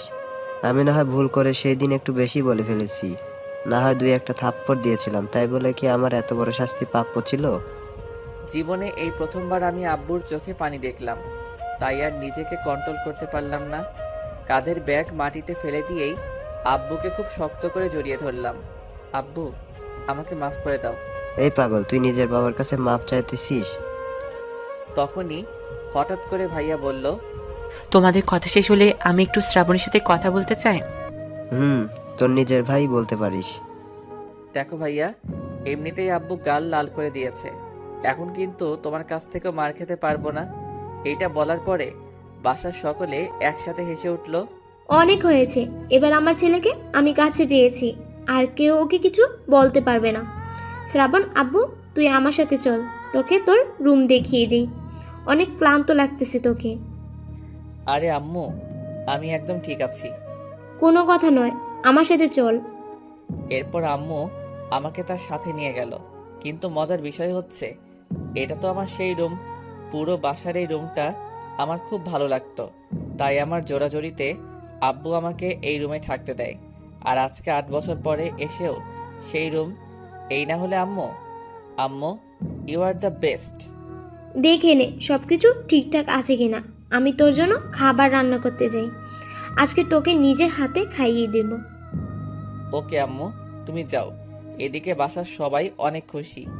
তখনই হঠাৎ করে ভাইয়া বলে উঠল, জান্নাত তুই কিভাবে জানলি যে এটাই আমাদের শ্রাবণ? সে অনেক কথা, আমি না ধরতে পারলে তো ভাইয়াকে এত তাড়াতাড়ি বাসায় আনতে পারতাম না। জান্নাত সবটা খুলে বলো তো। আপু তুমি এত এক্সাইটেড কেন? কাহিনী কি? জান্নাতের এমন কথায় শিমলা অনেক লজ্জায় পড়ে যায়। আচ্ছা শোনো তাহলে। এরপর জান্নাত সবকিছু খুলে বলল। এই গল্প শুনে সবাই তো পুরাই অবাক। তাদের বাসার ছোট মেয়ে যে একটা গোয়েন্দা, তাতে এই বাসার কারো মনে কোনো সন্দেহ নেই। সবাই বুঝলাম, কিন্তু বাদরটা এতদিন কোথায় ছিল? আর এত সুন্দর বডি বানালো কিভাবে? আগে তো এতই চিকন ছিল যে বাতাসে উড়ে যেত। আব্বু আমারও তো সেই একই প্রশ্ন। তুমি জানো না আব্বু, সেদিন কলেজের কথা বলেছিলাম না যে একটা ছেলে একাই 10 থেকে 15টা ছেলেকে মেরেছে? সেটার কেউ ছিল না, তোমার ছোট ছেলেই ছিল। কি বলিস? তাহলে তো আমার ছেলে আমার মতোই হয়েছে। বাহ, এখনের ছেলে ওর ভাই, ইত্যাদি ইত্যাদি। ওহ ঠিক আছে, আমি আমার ছেলেকে ফিরে পেয়েছি, এটা অনেক। এইভাবে বাসার সবাই আরো কিছু সময় গল্প করলো। তবে শিমলা যে এত পরিমাণ অবাক হয়েছে যে তার মুখ দিয়ে কথাই বের হচ্ছে না। সে যে এখন শ্রাবণের সামনে যাবে তাতেই লজ্জা করতেছে, কারণ সে তো প্রথম দিনেই শ্রাবণকে জেলে ঢুকিয়েছিল। তবে শিমলা আজকে অনেক খুশি, কারণ তার ভালোবাসার মানুষকে আজ সে খুঁজে পেয়েছে। তখনই জান্নাত শিমলার কাছে এলো। আপু তোমার সাথে আমার কিছু কথা আছে, সাথে আসো। চলো। এরপর শিমলা জান্নাতের কাছ থেকে যে কথাটা শুনলো, সেইটা শোনার পরে শিমলা নিজের কানকে বিশ্বাস করতে পারতেছিল না। কি হয়েছে জান্নাত? হঠাৎ এই সময়ে ছাদে নিয়ে এলে কেন? আপু তুমি ভাইয়াকে দেখে অবাক হয়েছো নিশ্চয়? অবাক মানে? এটা তো আমার কল্পনার বাইরে ছিল। আমি তো তাই ভাবি, এই ইমনের বাচ্চাকে আমার এত চেনা চেনা লাগে কেন? আর তাছাড়াও ওর জন্য তো আমি এক পর্যায়ে শ্রাবণকেই ভুলে গিয়েছিলাম। মানে বুঝতেছো কি চালাক তোমার ভাই? তোমার ভাই আস্ত একটা বাটপার। আপু তুমি খুব খুশি হয়েছো ভাইকে দেখে, তাই না? খুশি মানে? আমার জীবনে এত খুশি আর কোনো দিন হতে পারবো কিনা জানি না। তুমি তাড়াতাড়ি তোমার কথা বলে ফেলো তো। আমি ওই বজ্জারটার কাছে যাব আর ওকে বুঝিয়ে দেব আমার সাথে বাটপারি করার ফল। আপু, তোমাকে যে কি করে কথাগুলো বলি। সমস্যা নেই, তুমি বলো। আপু, গাড়িতে করে আসার সময় ভাইয়াকে আমি তোমার কথা বলেছিলাম। তারপর? আপু, ভাই আমাকে বলেছে ও নাকি 1 বছর আগে বিয়ে করে নিয়েছে। জান্নাত কথাটা বলেই সিমলার দিকে তাকালো। সিমলা জান্নাতের কাছ থেকে এমন কথা আশা করে নাই। সিমলা ভেবেছিল শ্রাবণ হয়তো তাকে এখনো ভালোবাসে। 1 মিনিটেই সিমলা পৃথিবী অন্ধকার হয়ে গেল। নিজের মনের বিরুদ্ধেই চোখ থেকে পানি বের হয়ে গেল। আপু, কান্না কইরো না প্লিজ। আচ্ছা, আমার কি হবে জান্নাত? যার জন্য আমি এত বছর ধরে অপেক্ষা করে আছি, আজকে সে অন্য কাউকে নিয়ে ঠিকই তার জীবন গুছিয়ে নিয়েছে। যার জন্য আমি আমার পুরো পরিবারের বিরুদ্ধে গিয়ে একা একা থাকি, আজ তাকে অন্য কারো পাশে দেখতে হবে। কি দোষ ছিল আমার? আমাকে একটু বলবে? জান্নাত সিমলা কাছে এসে, যেহেতু বাড়িটা 3 তলার, তাই কান্নার আওয়াজ নিচে যাচ্ছে না, বাতাসের স্রোতে উড়ে যাচ্ছে অন্যদিকে। আপু, আমিও ভাইয়ার এমন কথায় অনেক আঘাত পেয়েছি। আমার তো বিশ্বাসই হচ্ছে না। জানো জান্নাত, কোনো একজন মহাপুরুষ বলেছিলেন, ভালোবাসা ভালো, তবে অন্ধ ভালোবাসা মোটেই ভালো না। আজকে আমাকে গুনে গুনে তার মাসুল দিতে হচ্ছে। আপু, তুমি কান্না বন্ধ করো। আমি গিয়ে ভাইয়ের সাথে কথা বলতেছি। দেখো, ভাইয়া ঠিকই তোমাকে ফিরিয়ে নেবে। না থাক জান্নাত, আমি একটা মেয়ে হয়ে অন্য মেয়ের জীবন নষ্ট করতে পারবো না। আমি দূরে চলে যাব, শ্রাবণের জীবন থেকে অনেক দূরে। কোনোদিন ওকে গিয়ে বলবো না যে ওকে আমি কতটা ভালোবাসি। আপু, তুমি প্লিজ এভাবে বলো না। জান্নাত চলো নিচে যাই, আমার আবার রান্না করতে হবে। আপু, তুমি। জান্নাতকে আর কিছু বলার সুযোগ না দিয়ে সিমলা নিচে চলে এলো। এরপর নিজের রুমে দরজা বন্ধ করে অধর ধরায় কান্না করতে লাগলো, যে কান্নার কোনো শেষ নেই। জান্নাতের খুব খারাপ লাগতেছে সিমলার জন্য। একটু আগেও কত হাসি খুশি ছিল, কিন্তু একটা কথার জন্য কি থেকে কি হয়ে গেল। এমনিতে শিলাকে একদিন না একদিন এই কথার সম্মুখীন হতেই হতো, তাই জান্নাত তাকে আগে থেকেই বলে দিয়েছে। এরপর জান্নাত তার ছাদে না দাঁড়িয়ে নিচে চলে এলো। আমি নিজের রুমে সবকিছু ঠিকভাবে গুছিয়ে নিলাম, কিন্তু একটা বিষয় ভেবে মনটা একটু খারাপ হয়ে গেল। আমি এই বাসায় এসেছি অনেক সময় হয়ে গেল, কিন্তু সিমলা একবারের জন্য তো আমার কাছে এলো না। অথচ একটু আগে দেখেছি ও কত খুশি, কিন্তু হঠাৎ করে কি হলো যে আমার সাথে একটু কথা বলার সুযোগও পেল না? কি জানি। আমি আমার রুমে বসে ল্যাপটপে একটা অফিসিয়াল ফাইল চেক করতেছিলাম, তখনই আম্মু আমার রুমে এলো। আব্বু, অনেক হয়েছে ল্যাপটপ ঘাটাঘাটি, এবার খেতে আয় তো। আমি ল্যাপটপ অফ করে আম্মুকে জিজ্ঞেস করলাম, আচ্ছা আম্মু, আমাকে তো আগে কখনো আব্বু বলে ডাকতে না, তাহলে এখন হঠাৎ আব্বু ডাকো কেন? ভয় হয়, খুব ভয়। তুই যদি আবার রাগ করে চলে যাস, তুই এইসব কোনোদিনই বুঝবি না। ওই দেখো, আবার চোখে পানি কেন? কান্না করলে কিন্তু আমি আবার চলে যাব। আচ্ছা ঠিক আছে, আর কখনো কান্না করব না। এবার চল, নিচে সবাই অপেক্ষা করতেছে। আজকে অনেক বছর পরে সবাই এক টেবিলে বসে খাবার খাবো আমরা। আম্মু চলো। খাবার টেবিলের কথা আর কি বলবো, এমন বিপদে আমি কোনোদিন পড়ি নাই। একদিকে আম্মু তো অন্যদিকে ভাবি। অবশেষে অনেক কষ্ট করে সবগুলো খাবার শেষ করে নিজের রুমে আসি। এত খাবার আমি জীবনে খাওয়া তো দূরের কথা, স্বপ্নেও দেখি নাই কোনো দিন। আজকে খাবার টেবিলে অনেক মজা করেছি। আর পিচ্চির কথা নাই বা বললাম, সে হচ্ছে আস্ত একটা পাকা বুড়ি। আজকে খাবার টেবিলে সবাই হাসি খুশি ছিল, শুধু জান্নাত বাদে। একে নিয়ে যে কি করি। গাড়িতে বসে ওর সাথে কোথায় একটু মজা করালাম, পাগড়িটা মজাও বোঝে না। অবশেষে রাত 10টা পর্যন্ত নিচে ড্রয়িং রুমে বসে সকলের সাথে আড্ডা দেই। এরপর আমি আমার রুমে চলে আসি। একদম নিচের তলায় পরিবারের সকলে থাকে, আর আমি একা 2 তলার একটা রুমে থাকি। 3 তলায় নাকি ভাড়াটিয়া মানে সিমলা থাকে। আমি আমার রুমে একা একা বসে আছি, কিছুতেই ভালো লাগতেছে না, কারণ সিমলার সাথে এক বাসায় আছি, অথচ তার কোনো ঠিক ঠিকানা নেই। কি করি এখন? অনেক ভাবনা চিন্তা করে সিমলার নাম্বারে ফোন দিলাম। ধুর, ফোন সুইচ অফ। বলুন তো কেমনটা লাগে? এইভাবে ভাবতে ভাবতে রাত 10টা 30 বেজে গেল। আমি আর নিজের রুমে না থেকে সকলের আড়ালে 3 তলায় চলে এলাম। আমি এখন শিমলার বাসার দরজার সামনে দাঁড়িয়ে আছি আর ভাবতেছি এত রাতে কেউ যদি আমাকে এখানে দেখে ফেলে তাহলে একদম কেলেঙ্কারি হয়ে যাবে। তখনই মনে পড়লো শিমলা তো একা থাকে, তাই এক বুক সাহস নিয়ে দরজার কলিং বেল বাজালাম। কিছুক্ষণ পরে শিমলা এসে দরজা খুলে দিল, কিন্তু শিমলাকে দেখে অনেক অবাক হলাম। চোখ দুটো পুরো লাল হয়ে আছে আর নাক মুখ ফুলে আছে, মনে হয় অনেক সময় ধরে কান্না করছে। কিন্তু কান্না করার কারণ কি? আমি ওর সামনে নাটক করেছি, এই জন্যই কি আমার উপরে রাগ করে? এ কি, আপনি এখানে কেন? শিমলার মুখে আপনি শব্দটা শুনে নিজেকে যেন দৈত্যর মতো লাগলো। এ কি শিমলা, তুমি আমাকে আপনি করে বলতেছো কেন? এ কি, আপনি এত রাতে আমার রুমে ঢুকছেন কেন? প্লিজ এখান থেকে চলে যান। আমি আর কিছু না বলে শিমলাকে বুকে জড়িয়ে নিলাম। শিমলা আমার থেকে দূরে যাওয়ার জন্য অনেক লাফালাফি করতেছে, কিন্তু আমি একভাবে জড়িয়ে হয়ে আছি। ওই, যেখানে আমার রাগ করার কথা সেখানে তুমি কেন রাগ করে আছো? এরপর শিমলা কিছু না বলে আমার থেকে ছাড়া পেয়েই আমার বাম গালে ঠাস করে একটা বসিয়ে দিল। আমি তো অবাকের শেষ পর্যায়ে। শালার নিজের এক্সের হাতে থাপড় খেতে হলো। কোথায় কেউ চুমাচুমি করে আমাকে আপন করে নিবে তা নয়, থাপ্পড় দিয়ে শুরু করলো। মিস্টার শ্রাবণ, লজ্জা করে না এত রাতে একটা মেয়ের রুমে ঢুকে তার সাথে উল্টাপাল্টা করতে? ছি ছি ছি ছি ছি ছি, আপনি কতটা নিচু! এ কি, তুমি কান্না করতেছো কেন?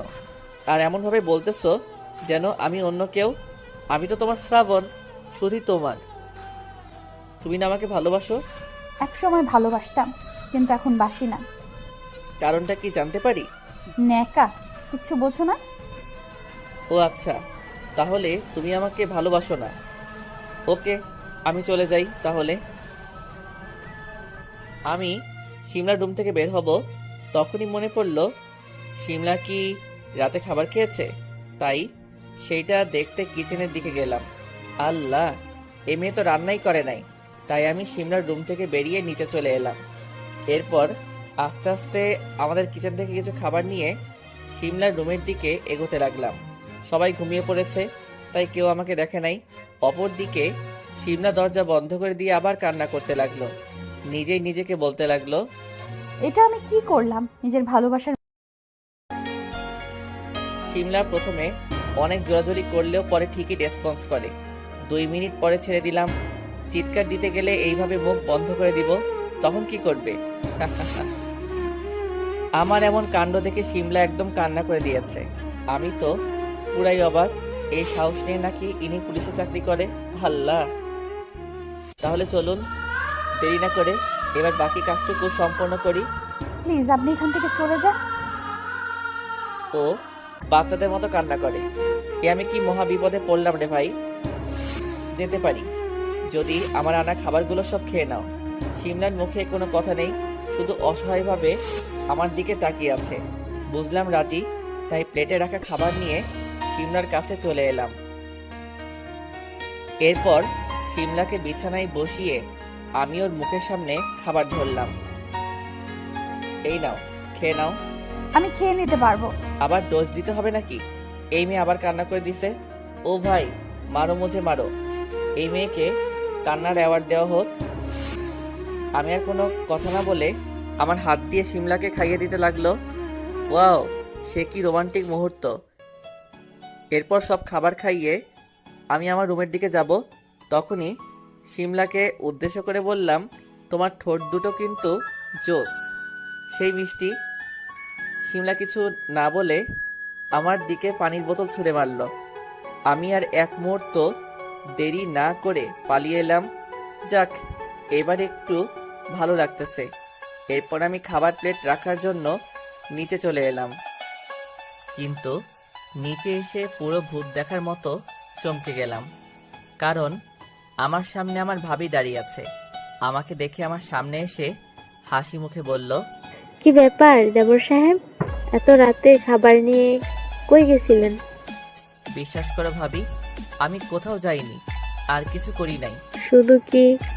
শুধু ভাবি আমার হাত থেকে প্লেট নিয়ে বেসিংয়ে ধুতে ধুতে বলল কথাটা। শুধু খাবার নিয়ে গেছিলাম, আর কিছু করি নাই। আমি বোকা তাই না?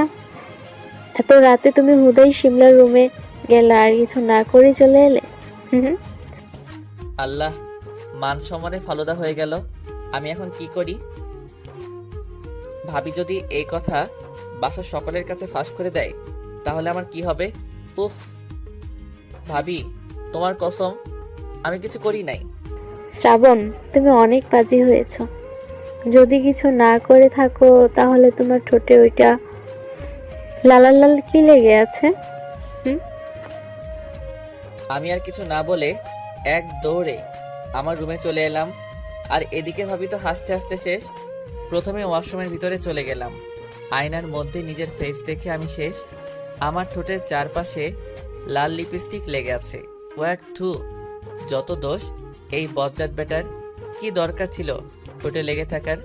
জীবনে প্রথম কিস করেই ধরা খেতে হলো। যাক, সমস্যা নেই, ওইটা তো আমারই ভাবি, আর তো কেউ না। এরপর ফ্রেশ হয়ে নিজের রুমে চলে এলাম। ওয়াও, এইবার তো দারুণ লাগতেছে। তবে একটা জিনিস বুঝলাম না, শিমলা এমন রিয়্যাক্ট করলো কেন? অনেক সময় ভেবে এই দুইটা কারণ আমি খুঁজে পেলাম। এক, আমি শিমলাকে প্রথমে কেন পরিচয় দিলাম না, এই কারণে মহারানী আমার উপরে রাগ করতে পারে। আর দুই, জান্নাত যদি কোনোভাবে শিমলাকে আমার বিয়ের কথা বলে থাকে তাহলে কি হবে? ওই পাজিটা এমন করতেও পারে। কাল সকালে ঘুম থেকে উঠে আগে জান্নাতের কাছে যাব, এরপর ওর কাছে জিজ্ঞেস করে নিব।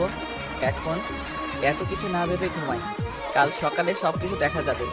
কালকে রাতের ব্যবহারের পরে শিমলা কিছুটা হলেও একটু শান্ত হয়েছে, তাই শিমলা সকাল সকাল খুশিতে শ্রাবণদের বাসায় মানে নিচতলায় যায়। সেখানে গিয়ে আম্মুকে জিজ্ঞেস করে আমার কথা। আর বলিস না শিমলার মা, শ্রাবণ তো এখনো ঘুম। অনেকদিন পরে বাসায় এসেছে তো তাই কিছু বলতেছি না। কিছুদিন যা, এরপরে কান টেনে ঘুম থেকে তুলবো। আন্টি, আমি গিয়ে শ্রাবণকে ঘুম থেকে তুলে দেব? তুই পারবি? আচ্ছা যা তাহলে। Okay aunty. এরপর শিমলা হাসি মুখে শ্রাবণের রুমে গেল। সেখানে গিয়ে দেখে বাবু চোখ বন্ধ করে মনে শান্তিতে ঘুমিয়ে আছে। যখনই শ্রাবণকে ডাকতে যাবে তখনই শিমলা খেয়াল করে শ্রাবণের ফোন বাজতেছে, তাই শিমলা ফোনটা তার হাতে নেয়। শিমলা হাত থেকে ফোনটা ফেলে দেয়। এটা সে কি দেখলো? তার মানে শিমলা ঠিকই বলেছিল, না আর এক মুহূর্তও এখানে থাকবো না। আমি ভুলে গেলাম কি করে যে ও বিবাহিত। তাহলে কেন আমি ওর কাছে এলাম? শিমলা কান্না করতে করতে ওর রুমে দৌড়ে চলে গেল। এদিকে জান্নাত এক কাপ চা নিয়ে ওর ভাইয়ের রুমে যাচ্ছিল। তখনই খেয়াল করলো শিমলা কান্না করতে করতে তার রুমে চলে গেল। জান্নাত তাড়াতাড়ি শ্রাবণের রুমে এলো। রুমে এসে দেখে শান্তিতে ঘুমিয়ে আছে। এরপর জান্নাত ঘুম থেকে জাগিয়ে তুললো। ওই কি হয়েছে? এত সকাল সকাল ডাকতেছিস কেন? তুই শিমলা আপুর সাথে এখন কি করেছিস যার কারণে আপু কান্না করতে করতে তো রুম থেকে বেরিয়ে গেল? কি বলিস? শিমলা আমার রুমে এসেছিল? সত্যি? কিন্তু কান্না করতে করতে গেল কেন? আমিও তো বুঝতেছি না। আচ্ছা আপু, তুই কি আমার বিয়ের ব্যাপারে শিমলাকে কিছু বলেছিস? বলবো না তো কি করব? আমি চাই না আপু একটা বাটপারের সাথে প্রেম করুক। হাই আল্লাহ, তুমি এটাই বাকি রেখেছিলে? আমি মাথায় হাত দিয়ে এবার আসল কারণ টের পেয়ে গিয়েছি। কেন, কি হয়েছে? কি হয়নি তাই বলো। আমি যে বিয়ে করেছি এটা তুই শিওর? তুই নিজেই তো বললি। ওরে আমার কপাল রে, আমি তো তোর সাথে জাস্ট মজা করেছিলাম। জান্নাত কিছু সময় চুপ করে থেকে বলল, সরি ভাইয়া। চোখে পানি টলমল করতেছে, মনে হয় আর কিছু বললেই কান্না করে দিবে। নিজেকে এত বড় বাস দিলাম। ধুর, আমার কপালই ভালো না। ভাইয়া চল আপুকে গিয়ে সবকিছু খুলে বলে আসি। দরকার নেই। কেন? সময় হলে আমি নিজে গিয়ে বলে আসবো ওকে। সরি ভাইয়া, আমার জন্য শুধু শুধু। এই বোকা, কান্না করতেছিস কেন? এটাতে তোর কোনো দোষ নেই। আর আমি কি তোকে কিছু বলেছি? ভাইয়া তুই অনেক ভালো। পাগলি। এরপর জান্নাত আমার রুম থেকে চলে যায়। আমি ফ্রেশ হয়ে চা খেয়ে নেই। এরপর মোবাইল খুঁজতে লাগলাম, কিন্তু কোথাও খুঁজে পাচ্ছি না। তখনই আমার চোখ ফ্লোরের দিকে গেল। ফোনটা ফ্লোরে পড়ে আছে। আমি ফোনটা হাতে নিলাম। ব্যাস, সবকিছু বুঝে গেলাম। শিমলা কেন কান্না করতে করতে আমার রুম থেকে চলে গেছে? কারণ আমার ফোনে মারিয়ার 5টা মিসড কল দেখাচ্ছে। এটা নিশ্চয়ই শিমলা দেখেছে, যার কারণে ফোন ছুঁড়ে মেরে কান্না করতে করতে আমার রুম থেকে চলে গেছে। মারিয়া ফোন দিছে, এটা কোনো সমস্যা না। সমস্যা হচ্ছে মারিয়ার নাম্বার আমার ফোনে হবু বউ লিখে সেভ করা। এটা আমি সেভ করি নাই।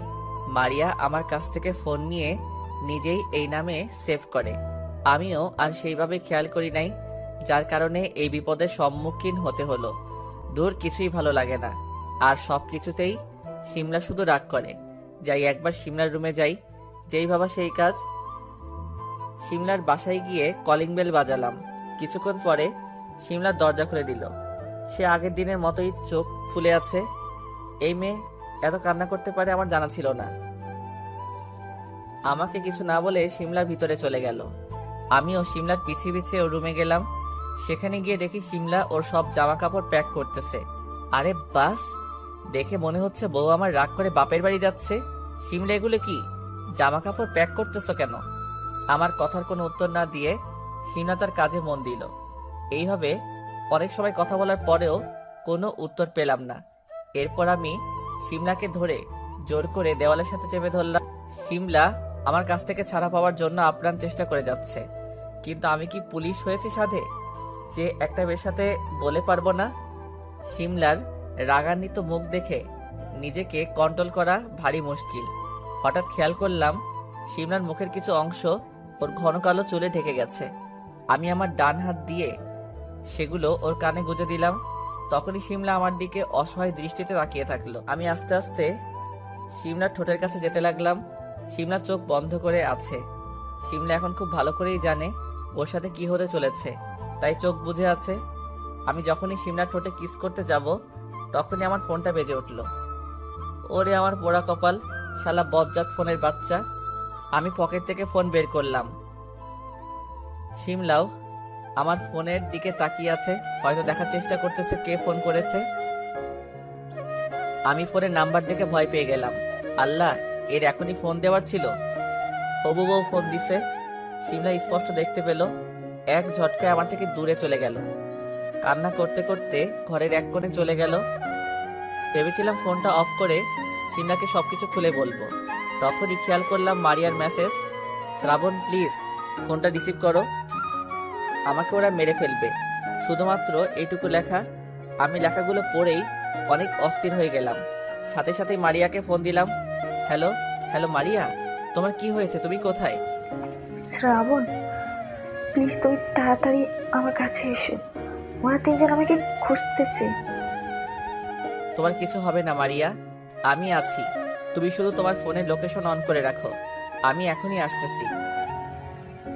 ওকে শ্রাবণ, আই লাভ ইউ। এটার উত্তর আমার জানা নেই, কি করে এটার উত্তর আমি দেই, তাই ফোনটা কেটে দিলাম। আমি শিমলার রুম থেকে বের হয়ে আসতে যাব, তখনই শিমলার কথা মনে পড়ল। আমি ওর দিকে ঘুরে তাকালাম। শিমলা হাতে তালি দিয়ে বলল, বাহ, এই না হলে একজন স্বামী বউয়ের একটা ফোনেই অস্থির হয়ে ছুটে যাচ্ছে। আমার কাছে শিমলার এই উত্তর দেওয়ার মতো সময় নেই, তাই কোনো কিছু না বলে রুম থেকে বেরিয়ে সোজা আমার রুমে চলে গেলাম। সেখান থেকে 2টা ফুল লোড দেওয়া পিস্তল নিয়ে নিলাম। এরপর ভাইয়ার রুমে গেলাম। ভাইয়া ওর রুমে বসে রিদির সাথে মজা করতেছিল। আমাকে দেখে ভাইয়া বলল, আরে শ্রাবণ, তুই এত অস্থির লাগতেছে কেন তোকে? ভাইয়া তোমার বাইকের চাবিটা দাও তো। কি করবি? ভাইয়া দিতে বলেছি দিবে, ব্যাস। এত প্রশ্নের উত্তর দিতে পারবো না। কথাটা অনেক জোরে বললাম। আমার এমন কথায় রিদি একটু কেঁপে ওঠে, আর ভাইয়া কিছু না বলে আমার দিকে চাবি এগিয়ে দেয়। আমি আর দেরি না করে ভাইয়ার বাইক নিয়ে বেরিয়ে পড়ি। ফোনের লোকেশন অনুযায়ী শিমলা এখন একটা রেস্টুরেন্টে আছে, যেখানে আমরা প্রায় দেখা করতাম। হয়তো সকালে আমার সাথে দেখা করতে এসেছিল এই রেস্টুরেন্টে। আমার বুঝতে আর বাকি নেই যে এটা এনামুলের কাজ, কিন্তু এনামুল কি নিজের মেয়ের সাথে এমনটা করবে? সবকিছু ঘোলাটে মনে হচ্ছে। আমি জোরে বাইক চালিয়ে সেই রেস্টুরেন্টে পৌঁছে গেলাম। সেখানে গিয়ে দেখি অনেক লোকজনের ভিড়। আমি সবাইকে সাইড করে ভিড়ের ভিতরে যাই। সেখানে গিয়ে দেখি মারিয়ার নিথর দেহ পড়ে আছে। মারিয়া ছটফট করতেছে। আমি এক দৌড়ে মারিয়ার কাছে চলে গেলাম। মারিয়ার বুকে 3টা গুলির দাগ, রক্তে ভরে গেছে পুরো জায়গা, ভিজে গেছে।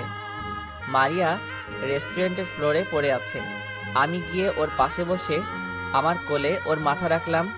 মারিয়ার চোখ হালকা খোলা আছে। আমাকে দেখতে পেয়েই মারিয়া চোখ বড় বড় করে বলতে লাগলো, শ্রাবণ তুমি এসেছো। আমি জানতাম তুমি আসবে। জানো আমার খুব ইচ্ছে ছিল তুমি, আমি আর আমাদের ছোট একটা কিউট বাচ্চা নিয়ে আমাদের সংসার হবে। সেটা হয়তো খুব কাছেই ছিল, কিন্তু আফসোস আমার সেই স্বপ্নই থেকে গেল। আমি তোমাকে আপন করে পেলাম না। আমি চলে যাচ্ছি শ্রাবণ। মারিয়ার কথাগুলো বলতেই গলা আটকে যাচ্ছিল, তবুও জোর করে বলল, না মারিয়া, আমি এসে গেছি, তোমার কিচ্ছু হবে না। শ্রাবণ, তোমাকে অনেক মিস করব। সকলের সকল ইচ্ছা পূরণ হয় না, আমার ইচ্ছাটা না হয় অপূর্ণই থেকে যাক। তুমি আবার আমার জন্য দেবদাস হয়ে থেকো না। মনে রেখো, আমি কিন্তু সব সময় তোমার সাথে আছি। তুমি খুশি হলেই আমি খুশি। না না না মারিয়া, তোমার কিচ্ছু হবে না। আমি তোমার কিছু হতে দিব না। আমি পকেট থেকে ফোন বের করে নাজমুলকে ফোন দিলাম। নাজমুল, তুমি এখনই রেস্টুরেন্টে অ্যাম্বুলেন্স নিয়ে চলে এসো। ফোন কেটে দিলাম। শ্রাবণ, আমি জানি আমার সময় আর বেশি নেই। তুমি শুধু শুধু ব্যস্ত হয়ে পড়ো না। না মারিয়া, তুমি আমাকে রেখে কোথাও যাবে না। মারিয়া ওর রক্তমাখা হাত আমার মুখে স্পর্শ করে বলল, পরিশেষে এটাই বলবো, ভালোবাসি খুব বেশি। আর বলতে পারলো না। আমার মুখ থেকে মারিয়ার হাত নিচে পড়ে গেল। মারিয়ার দিকে তাকিয়ে দেখি ওর চোখ দুটো বন্ধ হয়ে আছে। কি নিষ্পাপ লাগতেছে, মনে হচ্ছে চির শান্তিতে ঘুমাচ্ছে। আমি মারিয়াকে ধাক্কা দিলাম, কোনো শব্দ নেই। এইবার মারিয়ার মুখে আমার হাত রেখে বললাম, না মারিয়া, এটা হতে পারে না। তুমি আমাকে ছেড়ে চলে যেতে পারো না। একটিবারও আমার কথা ভাবলে না? আমি কত বড় হতভাগা যে তোমাকে একটিবার বলতেও পারলাম না যে তোমাকে আমি কতটা ভালোবাসি। আমার চোখ দিয়ে বহু বছর পর আজকে পানি গড়িয়ে পড়ল। আশেপাশের সকলের চোখে পানি চলে এসেছে আমার এমন পাগলামি দেখে। প্রায় 15 মিনিট পরে নাজমুল অ্যাম্বুলেন্স নিয়ে রেস্টুরেন্টে এলো।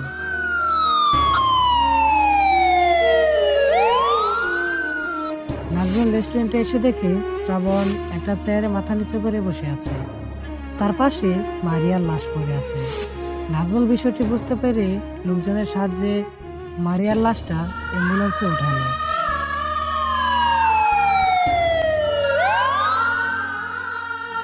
এরপর অ্যাম্বুলেন্স চলে গেল। নাজমুল ভয়ে ভয়ে এসে শ্রাবণের পাশে বসলো। নাজমুল সাহসে পেরে উঠতেছে না যে সে শ্রাবণকে একটা ডাক দিবে। হঠাৎ করে শ্রাবণ গম্ভীরভাবে বলে ওঠে, নাজমুল, আমার মোবাইলটা কই? নাজমুল শ্রাবণের কথা শুনে বসা থেকে দাঁড়িয়ে যায়। নাজমুল স্পষ্ট বুঝতে পারছে যে সামনে অনেক খারাপ কিছু হতে চলছে। নাজমুল চারদিকে শ্রাবণের মোবাইলটা খুঁজতে লাগলো। ইতিমধ্যে আশেপাশের লোকজনের ভিড় অনেকটা কমে গেছে। অনেক সময় পরে নাজমুল দেখতে পায় শ্রাবণের মোবাইলটা রেস্টুরেন্টের কোনায় পড়ে আছে, রক্তে লাল হয়ে আছে। নাজমুল তাড়াতাড়ি ফোনটা হাতে নিয়ে পরিষ্কার করে শ্রাবণের সামনে আসে। স্যার, এই যে আপনার মোবাইল। আমি মোবাইলটা হাতে নিয়ে দেখি সিমরার অনেকগুলো মিসড কল।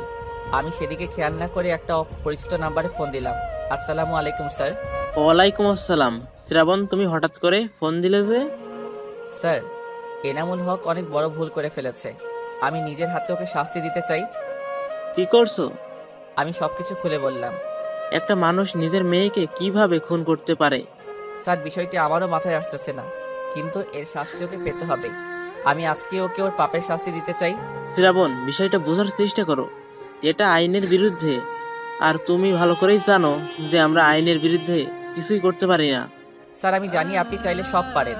প্লিজ স্যার, আমাকে আটকাতে যাবেন না। শোনো শ্রাবণ, আমার সবচেয়ে পছন্দের একজন পুলিশ অফিসার তুমি। আমি পুরো ডিপার্টমেন্টে তোমাকেই সবার উপরে রাখবো, তাই যা করবে ভেবেচিন্তে করবে। ধন্যবাদ স্যার।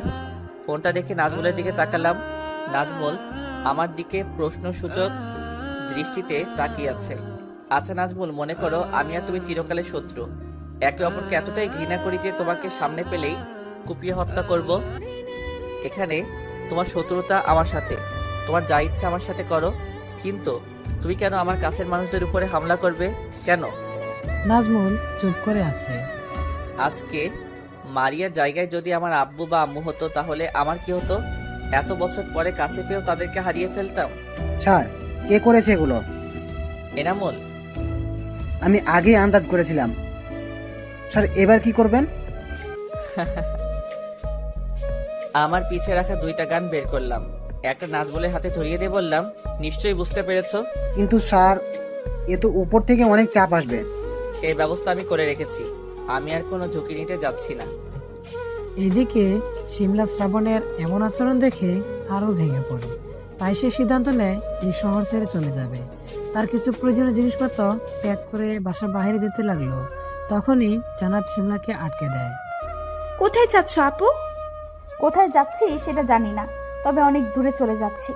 আপু প্লিজ আমাকে ক্ষমা করে দাও, আমি সবকিছু না জেনে শুনে তোমাকে এই কথাগুলো বলেছিলাম। জান্নাত, এখন আর এসব বললে লাভ নেই, আমি চলে যাচ্ছি। এরপর জান্নাত শিমলাকে জোর করে বাসার ভিতরে নিয়ে আসে। শিমলার রুমে এসে দরজা লাগিয়ে দেয় জান্নাত, কারণ এই কথা একান্তই পার্সোনাল।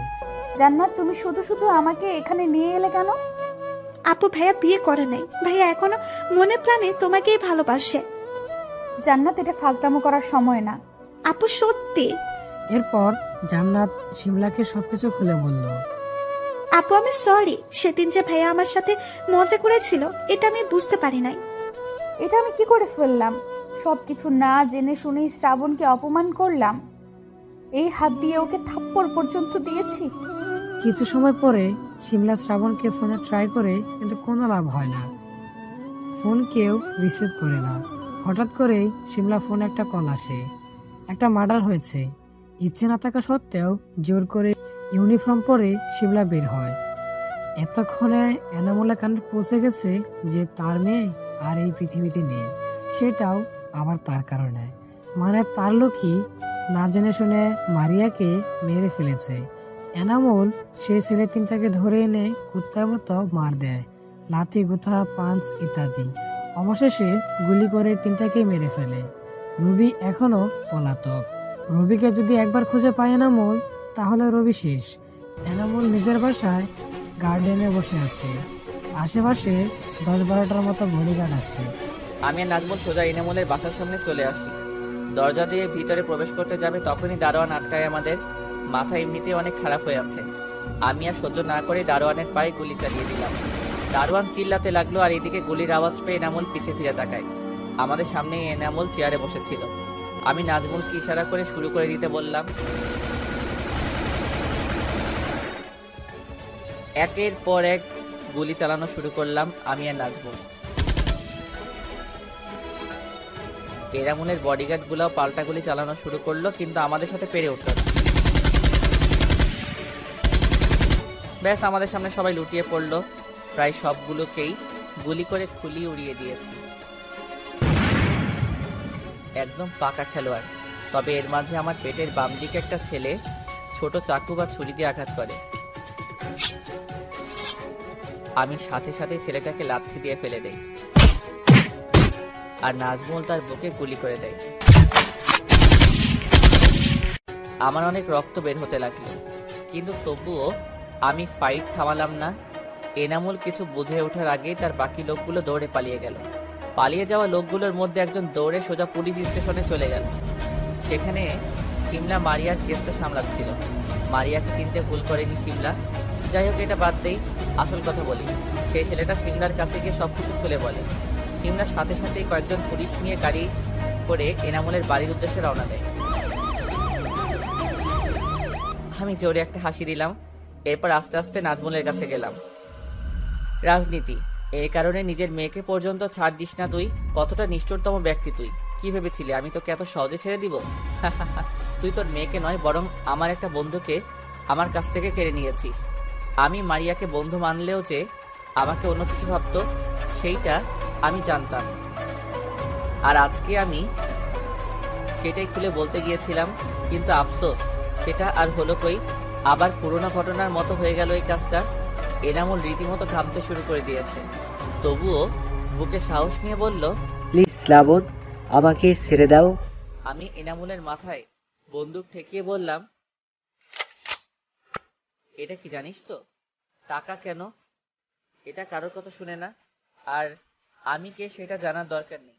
মনে আছে আজ থেকে 2 মাস আগে রফিক আঙ্কেলকে গাড়ি চাপা দিয়ে মেরেছিলি, মনে পড়ে? আর তার আগেও, মানে 8 বছর আগে, আঙ্কেলের স্ত্রী এবং মেয়েকে তুই নিজের হাতে মেরেছিলি। আমার এমন কথা শুনে এনামুল যেন আরো ঘাবড়ে যায়। ওর তো কেউ ছিল না, তাহলে তুই কেন? সব সম্পর্কে যে রক্তের হতে হবে এমন কোনো বাধ্যবাধকতা নেই। প্লিজ শ্রাবণ, আমাকে ছেড়ে দাও। এমনিতেই নিজের দোষে আমি আমার একমাত্র মেয়েকে হারিয়েছি। মৃত্যুর জন্য তৈরি হয়ে নাও মিস্টার এনামুল হক। এরপর আমি বন্দুকে গুলি লোড করে এনামুলের মাথায় ধরলাম, কিন্তু এনামুল এটা দেখে সাথে সাথে পা জড়িয়ে ধরে।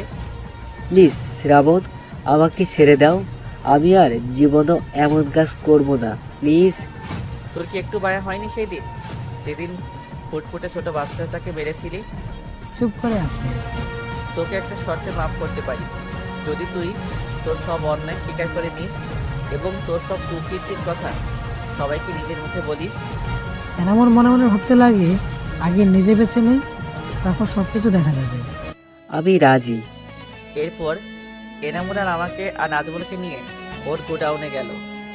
সেখানে গিয়ে আমি অবাক, যত ধরনের বাজে জিনিস আছে আমাদের দেশে তার সবকিছু এখানে আছে। নাজমুল হা করে সবকিছু দেখতেছে। এরপর আমি নাজমুলকে আমার ফোন ধরিয়ে দিয়ে বলি, এবার এনামুল তার সবকিছু স্বীকার করে নিবে আর এগুলোই তুমি ভিডিও করবে, বুঝতে পেরেছো? Okay sir. এরপর এনামুল তার শব্দ স্বীকার করে নিল এবং আমার হাতে আরো শক্ত প্রমাণ চলে এলো। এইবার আমার খেলা শুরু। এনামুল এতক্ষণ আমার ভালো মানুষই দেখেছে, এইবার দেখবে আমার আসল রূপ।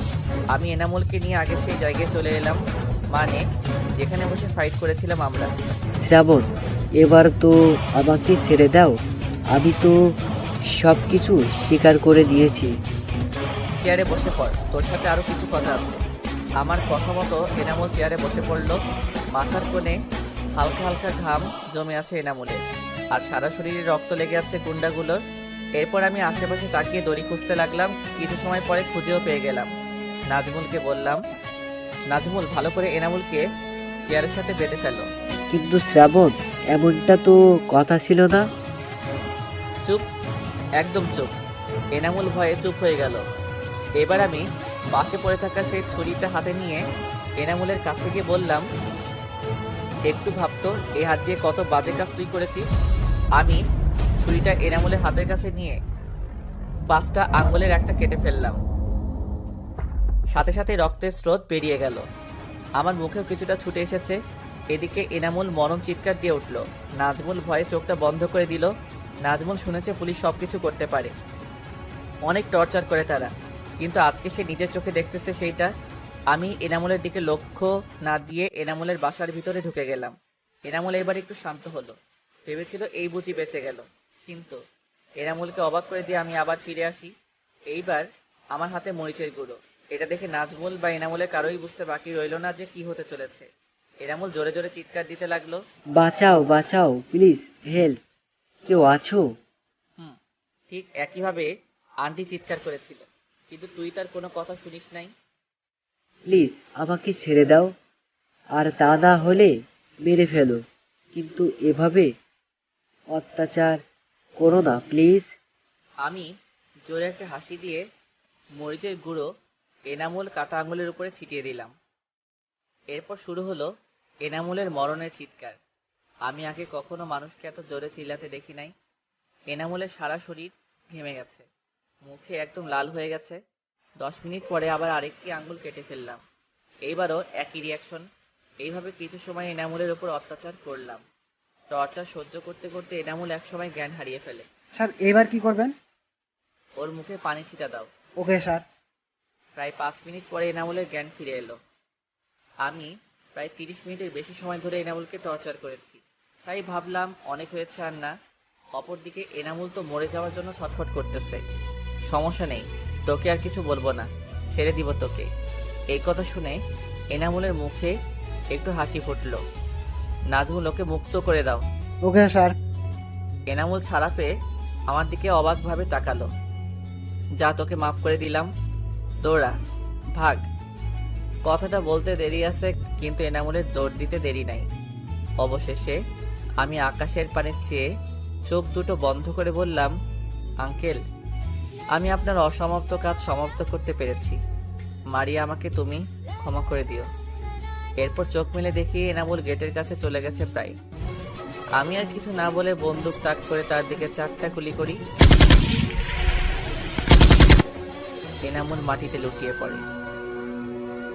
আমি একটা পৈশাচিক হাসি দেই। তখন হঠাৎ করে কোথা থেকে 2টা পুলিশের গাড়ি এলো। আমি শিওর এখানে শিমলা আছে। আমার অনুমান একদম ঠিক। শিমলা গাড়ি থেকে নেমে দৌড়ে আমার কাছে চলে এলো, কিন্তু আমার কাছে এসেই শিমলা থমকে যায়, কারণ আমার হাতে এখনো বন্দুক, আর সাথে আমার পুরো শরীরে রক্তের দাগ তো আছেই। শিমলা চোখ ছলছল করে আমার দিকে তাকায়। দুজনের মাঝেই নীরবতা। কেন কেন তুমি এটা করলে? একবারও মনে পড়লো না আমার কথা? এখন কি হবে আমার? তেমন কিছু না, অপরাধীকে একটু শাস্তি দিলাম আর কি। শিমলা এবার কান্না করে দেয়। মুখ থেকে আওয়াজ হচ্ছে না, কিন্তু চোখ থেকে পানি গড়িয়ে পড়ছে। শিমলা পিছনে থাকা পুলিশগুলো অবাক হয়ে তাকিয়ে আছে। যখন শিমলার হুঁশ ফিরল যে সে এখন পাবলিক প্লেসে আছে, তাই তাড়াতাড়ি নিজের চোখ মুছে নেয়। শিমলা মনে মনে অনেক বড় ভয় আছে, কারণ শ্রাবণ শুধু একটা খুন করে নাই, প্রায় 15 জনের বেশি মানুষকে গুলি করে হত্যা করেছে। আইন অনুযায়ী শ্রাবণকে বাঁচানো আর কোনো উপায় নেই। তাই শিমলা নিজের বুকে পাথর রেখে বলল, অফিসার, ওদেরকে গ্রেফতার করুন। শিমলার কথা মতো একজন পুলিশ আমার কাছে এসে আমার হাতে হাতকড়া দিয়ে গাড়িতে নিয়ে বসালো, সাথে নাজবুলকেও। নাজবুলের কোনো চিন্তাই হচ্ছে না, কারণ শ্রাবণ আছে। আমাদের পুলিশের গাড়িতে ওঠানোর পরে শিমলা লাশগুলোকে ভালো করে দেখতে লাগলো। একদম পাক্কা খেলোয়াড়, একটা গুলিও মিস হয়নি। সবগুলো সোজা মাথায় না হয় বুকে লেগেছে। কিন্তু শিমলা কিছুতেই বুঝতে পারছে না শ্রাবণ কি করে একা এতগুলো মানুষের সাথে লড়াই করলো। তাহলে শ্রাবণ কি কোনো গ্যাংস্টার? শিমলা নিজেকেই নিজে প্রশ্নটা করে ঘাবড়ে উঠল। সে মনে মনে বলল, না, আমার শ্রাবণ এমন হতে পারে না। এরপর শিমলা কয়েকটা অ্যাম্বুলেন্সকে ফোন করে জানিয়ে দেয়। এরপর শিমলা যখন গাড়িতে উঠতে যাবে, তখনই তার চোখ যায় এনামুলের বডির দিকে। বুকের এক জায়গায় 4টা গুলি করা হয়েছে। মনে হচ্ছে খুব রাগ ছিল এনামুলের উপরে, যার কারণে মারা যাওয়ার পরেও অনেকগুলো গুলি করে। হঠাৎ করে শিমলার চোখ যায় এনামুলের আঙুলের দিকে। এটা দেখে শিমলার চোখ বুজে ফেলে। এর আগে এমন সে কখনো দেখে নাই। এত অত্যাচার মানুষকে কিভাবে করে? এবার শিমলার সন্দেহ আরো বেড়ে গেল। সে শিওর শ্রাবণ কোনো বড় গুন্ডা বা মাস্তান, তা না হলে এত প্রফেশনাল কিছু জানলো কিভাবে? শিমলা মনে মনে ভাবলো, এটা হয়তো শ্রাবণের পরিবারের অভাবে হয়েছে, কিন্তু তবুও শিমলা শ্রাবণকে ভালোবাসে। শিমলা খুব ভালো করেই জানে শ্রাবণ বাইরে থেকে যতই শক্ত হোক না কেন, শ্রাবণের ভিতরে একটা সুন্দর মন আছে। যাই হোক, শিমলা ওইসব না ভেবে মন খারাপ করে থানায় চলে এলো। আমি গাড়ি থেকে নামার সময় দেখি শিমলার চোখে পানি টলমল করতেছে। আমার না খুব হাসি পাচ্ছিল এটা দেখে, তাই আমি হাসিটা দিয়েই ফেললাম। এইবার আমি শিমলার চোখে স্পষ্ট পানি দেখতে পেলাম। একজন পুলিশ অফিসার আমাকে আর নাজবুলকে থানার ভিতরে ঢুকিয়ে দিল। আমি চুপ করে বসে আছি। তখনই নাজবুল বলে উঠল, স্যার একটা কথা বলবো? বলে ফেলো। স্যার আপনি বারবার এমন নাটক করেন কেন? যেমন ধরেন, আমরা চাইলে কিন্তু আপনার কার্ড দেখিয়ে বাসায় চলে যেতে পারতাম, কিন্তু আপনি বারবার এই থানায় আসেন কেন? আমি একটা হাসি দিয়ে নাজবুলের কাঁধে হাত রেখে বললাম, আচ্ছা নাজবুল, শিমলাকে তোমার কেমন লাগে? এ আবার কেমন কথা? আরে বলতে বলেছি, বলো না। ভালো, সবকিছুই ঠিকঠাক, কিন্তু আপুর রাগটা বোধহয় একটু বেশি। তোমার ওই আপুর কারণে আমি বারবার থানায় আসি। নাজবুল কিছু সময় চুপ থেকে, স্যার আপনিও? স্যার আর কত সময় থাকতে হবে এখানে? একটু অপেক্ষা করো, স্যারের ফোন আসলো বলে। এদিকে শিমলা নিজের কেবিনে বসে চোখের পানি ফেলতেছে। কারণটা খুব স্বাভাবিক।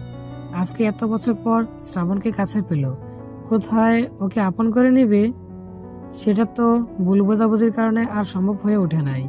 যখন সব ভুল বোঝাবুঝি শেষ করে এক হতে যাবে, তখনই শ্রাবণ এমন কিছু করলো যেটার জন্য কেউ প্রস্তুত ছিল না। এতক্ষণে দেশে বাইরে জেনে গেছে যে খুলনা বিভাগে একসাথে এতগুলো খুন, তাও আবার এক বাড়িতেই। আব্বু টেলিভিশনে খবর দেখতেছিল, তখনই আমার কথা শুনে সে সবাইকে ডাক দেয়। পরিবারের সবাই একসাথে দেখতে লাগলো আমার কর্মকাণ্ড। সবাই খুব ভেঙে পড়েছে, বিশেষ করে আম্মু। শিমলা মাথা নিচু করে বসে আছে নিজের কেবিনের চেয়ারে। তখনই তার ফোনে একটা কল আসলো। শিমলা লাফ দিয়ে উঠে স্ক্রিনের দিকে তাকালো। ফোনটা ছিল ঢাকার হেডকোয়ার্টার অফিস থেকে। সেখান থেকে এখন কল আসাটাই স্বাভাবিক। কারণ এতগুলো খুন একসাথে। সিমলার মনে হচ্ছে এই বুঝি সে শ্রাবণকে চিরকালের জন্য হারিয়ে ফেলতে চলেছে। আস্তে আস্তে সিমলা ফোনটা রিসিভ করে কাঁপা কাঁপা কণ্ঠে সালাম দিল। আপনারা কি শ্রাবণকে আটক করেছেন? জি স্যার। ওনাকে এখনই মুক্তি করে দিন। শ্রাবণের মুক্তির কথা শুনে সিমলা যে কতটা খুশি হয়েছে সে সেটা কোনো দিনই কাউকে বলে প্রকাশ করতে পারবে না। কি হলো, চুপ করে আছেন কেন? তাড়াতাড়ি ছেড়ে দিন তাকে। Okay sir. স্যার কিছু মনে না করলে একটা কথা জিজ্ঞেস করতে পারি? করুন ফার্স্ট। স্যার, কে এই শ্রাবণ যার হয়ে আপনি ফোন করে বারবার আমাকে তাকে ছেড়ে দিতে বলেন? আগের সব কেসগুলো না হয় সামান্য ছিল, কিন্তু আজকের ঘটনাটা তো খুবই ভয়ঙ্কর। স্যার একটু হেসে বললেন, মিস্টার শ্রাবণ আর কেউ নয়, আপনাদের জেলায় ডিআইজি অফিসার। সিমলা স্যারের মুখে এমন কথা শুনে পুরো থমকে যায়। তার মাথায় কাজ করে না। সে কোনো দিন কল্পনাও করে নাই যে শ্রাবণ ডিআইজি অফিসার হতে পারে। কিন্তু স্যার এত অল্প বয়সে কি করে? এই প্রশ্নটা শুধু আপনার না, সারা বাংলাদেশের লোকের। যেহেতু আপনি একজন দায়িত্ববান পুলিশ, তাই সেইটা না হয় আপনি খুঁজে বের করুন। এরপর স্যার একটা হাসি দিয়ে ফোন কেটে দেয়। এরপর সিমলা খুশিতে লাফিয়ে উঠল। অবশেষে সে তার শ্রাবণকে পেতে চলেছে। তবে তার মনে এখনো কিছু প্রশ্ন আছে, যেগুলো পরে শ্রাবণের কাছে জিজ্ঞাসা করে নিবে। সিমলা লকআপের কাছে গিয়ে দেখে নাজমুল আর শ্রাবণ হাসাহাসি করতেছে। সে কিছু না বলে লকআপের তালা খুলে দেয়। আমি আর নাজমুল এইটা দেখে সাথে সাথেই লকআপের বাইরে বের হই। নাজমুল, এই নাও আমার মোবাইল, এখানে সবকিছু প্রমাণ আছে। একটা ভালো টিভি চ্যানেলের কাছে এটা দিয়ে দিও। জি স্যার। এরপর আমি আর নাজমুল থানা থেকে বের হতে যাব, তখনই সিমলা মুখ কালো করে আমার সামনে দাঁড়ালো। আমি নাজমুলকে চোখের ইশারায় যেতে বললাম। নাজমুল একটা হাসি দিয়ে চলে গেল। সরি। কিসের জন্য? প্রথমত তোমাকে চিনতে না পারার জন্য, এরপর তোমার সাথে বাজে ব্যবহার করার জন্য, এরপর তোমাকে চর মারার জন্য। আর বলার দরকার নেই, আমার মাথা ঘুরতেছে তোমার কথা শুনে। পরে শুনবো তোমার কথা, আগে বাসায় যাই। আম্মু হয়তো অনেক চিন্তা করতেছে। আচ্ছা। এরপর আমি থানার বাইরের দিকে যেতে লাগলাম, তখনই সিমলা চেঁচিয়ে উঠলো। আমি পিছে ঘুরে তাকালাম। শুধু আমি না, অফিসের সবাই আমাদের দিকে তাকিয়ে আছে। সিমলা দৌড়ে আমার কাছে চলে এলো এবং আমার পেটের বাম দিকে দেখিয়ে বলল, এটা কি করে হলো? প্রচুর রক্ত বেরিয়েছে। তুমি আগে এটা আমাকে বলবে না? তাড়াতাড়ি হসপিটালে চলো। আমার তো খেয়ালই ছিল না যে একটা ছেলে আমার পেটে কিছুটা ছুরি ঢুকিয়ে দিয়েছিল। সিমলার কথায় মাত্র খেয়াল করলাম, কিন্তু এই মেয়েটা তো অনেক বোকা, এইভাবে চিল্লানোর কি দরকার ছিল? এরপর সিমলা আমাকে তার গাড়িতে উঠিয়ে একটা হসপিটালে নিয়ে এলো। আমার শরীর থেকে অনেক রক্ত বেরিয়ে গেছিল, তাই মাথাটাও কেমন ঝিনঝিন করতেছিল। হসপিটালে আসার পরেই মাথা ঘুরে পড়ে যাই। এরপর সবকিছুই ঠিকঠাক চলছিল, কিন্তু শ্রাবণ মাথা ঘুরে পড়ে যাওয়ার পরে সিমলা করলো আরেক কাহিনী। সারা হসপিটাল একাই মাথায় করে নিয়েছে। এদিকে আবার পুলিশের ইউনিফর্ম পরা, তাই কেউ কিছু বলতে সাহস পায় না। এর মাঝে সিমলা শ্রাবণের পরিবারের সবাইকে জানিয়ে দিয়েছে। সবকিছু ঠিকঠাক হয়ে যাওয়ার পরে আমাকে ঘুমের ইঞ্জেকশন দিয়ে রাখা হয়েছে। আঘাত তেমন গভীর ছিল না, যার কারণে তেমন কোনো ক্ষতি হয়নি। আমার যখন জ্ঞান ফিরে এলো, তখন আমি নিজেকে একটা কেবিনের মধ্যে আবিষ্কার করি। আমার সবকিছু মনে পড়ে গেল। তখনই আমি খেয়াল করলাম আমার ডান হাত ধরে কেউ আমার বুকে শুয়ে আছে। আমি বোঝার চেষ্টা করতেছি কে। তখনই সিমলার ঘুম ভেঙে গেল। সিমলা আমার দিকে তাকিয়ে হাসি দিয়ে বলল, তোমার জ্ঞান ফিরেছে? সিমলার কথা শুনে আমার মাথায় একটা প্ল্যান এলো। আমি মনে মনে বললাম, সিমলা, তুমি আমাকে অনেক ঘুরিয়েছ, এবার দেখো আমি কি পারি। কে আপনি? আর আমাকে তুমি করে বলতেছেন কেন? আমি সবকিছু ভুলে যাওয়ার নাটক করলাম। এই তুমি আমার সাথে ফাজলামো করতেছো এখন? আজব তো, কে আপনি? আমার কে হন যে আপনার সাথে ফাজলামো করব? আমার এমন কথায় সিমলা অনেক অবাক হয়। তুমি আমাকে চিনতে পারতেছো না? আমি তোমার সিমলা। কে সিমলা? এইবার সিমলা বাধ্য হয়ে আমার পরিবারকে ডাকতে গেল। কিন্তু মজার ব্যাপার হচ্ছে আমি তাদের সকলের সাথেই ভালোভাবে কথা বলি, মানে হচ্ছে আমি তাদেরকে চিনতে পেরেছি। এটা দেখে সিমলা ডাক্তারের কাছে যায় আমার সম্পর্কে কথা বলতে। এই সুযোগে আমি আমার সব প্ল্যান সবাইকে বলে দেই। সবাই তো হাসতে হাসতে একাকার। সিমলা ডাক্তারের কাছ থেকে জানতে পারে মাথায় আঘাত লাগলে এমন হতে পারে, তবে চিন্তার কিছু নেই, আস্তে আস্তে সবকিছু ঠিক হয়ে যাবে। এরপর সিমলা আমার কাছে আসে, কিন্তু কোনো লাভ হলো না। আমি তাকে না চেনার ভান করলাম। একদিন বাদে আমাকে হসপিটাল থেকে ছেড়ে দিল। আমিও বাসায় চলে এলাম। এই একদিন সিমলা সবসময় আমার পাশেই ছিল। আমি অনেক না চেনার ভান করেছি, তবুও সে আমার কাছ থেকে দূরে চলে যায়নি। এটাই হয়তো ভালোবাসা। আম্মুও আমাকে চিন্তা করে নাই, সে বাসায় চলে যায়, কারণ আম্মু জানে শিমলা খুব ভালো মেয়ে। শিমলা থাকতে আমার কোনো অসুবিধা হবে না। এই 2 দিন মারিয়ার কথা অনেক ভেবেছি। আসলে মারিয়ার প্রতি এটা আমার ভালোবাসা ছিল না, যেটা ছিল সেটা হচ্ছে ভালো লাগা। তবে মারিয়া সত্যি আমাকে খুব ভালোবাসতো। মারিয়ার কথা মনে করে যখন কষ্ট পাই, তখন কোথা থেকে শিমলা এসে আমার মন ভালো করার চেষ্টা করে। বাসায় এসে আমি শিমলার রুমে গেলাম। আপু আসতে পারি? শিমলা রেগে গিয়ে একদম আমার কাছে চলে এলো। আমার জামার কলার ধরে দেয়ালের সাথে চেপে ধরলো। আমি ইচ্ছে করেই কোনো জোর খাটাচ্ছি না, দেখি কি করে। এই কুত্তা, তুই আপু বললি কাকে? আমি তোর আপু লাগি? সরি আন্টি, এইবার খুশি? শিমলা কিছু না বলে আমাদের 4 ঠোঁট এক করে দিল। এই প্রথমবার শিমলা নিজের ইচ্ছায় আমাকে কিস করলো। ওয়াও, সেই ছিল, ছাড়তে মন চাচ্ছিল না। প্রায় 4 মিনিট পরে ছেড়ে দিল। শিমলা জোরে জোরে হাঁপাতে লাগলো। এইবার বল আমি তোর কে হই? আপু। কুত্তা, তোকে আজকে মেরে ফেলবো। তুই আমাকে আপু বলতে পারলি? তুই একটা হনুমান। বাসার সকলের কথা মনে থাকে, শুধু আমাকেই ভুলে যাস। যা, তোর সাথে তোর সাথে আর কথা বলবো না। আমি আরেকটু মজা করার জন্য আমার হাতে থাকা কার্ডটি নিয়ে শিমলার সামনে গেলাম। কি চাই? কার্ডটি শিমলার হাতে দিয়ে, এই যে আমার বিয়ের কার্ড। আগামী 12ই সেপ্টেম্বর, যেদিন স্কুল কলেজ খোলার কথা, আমার বিয়ে। আপনি কিন্তু অবশ্যই আসবেন। আপনি না এলে কিন্তু বিয়েটাই হবে না। মুহূর্তেই শিমলার রাগী মুখটা কালো হয়ে গেল। সে ভাবতেও পারে নাই যে এমনটা হতে পারে। চোখ থেকে সাথে সাথেই পানির স্রোত বয়ে গেল। কার্ডটি ছুঁড়ে ফেলে দিল। শ্রাবণ, তুমি শুধুই আমার। তুমি কেন বোঝো না আমি তোমাকে কতটা ভালোবাসি? এইরকম কত কি যে বলেছে আমার মনে নেই। যদি দয়া করে বিয়ের কার্ডটি একটু খুলে দেখতেন। না, আমি বেঁচে থাকতে এটা দেখতে পারবো না। ওকে, তাহলে আমি যাই।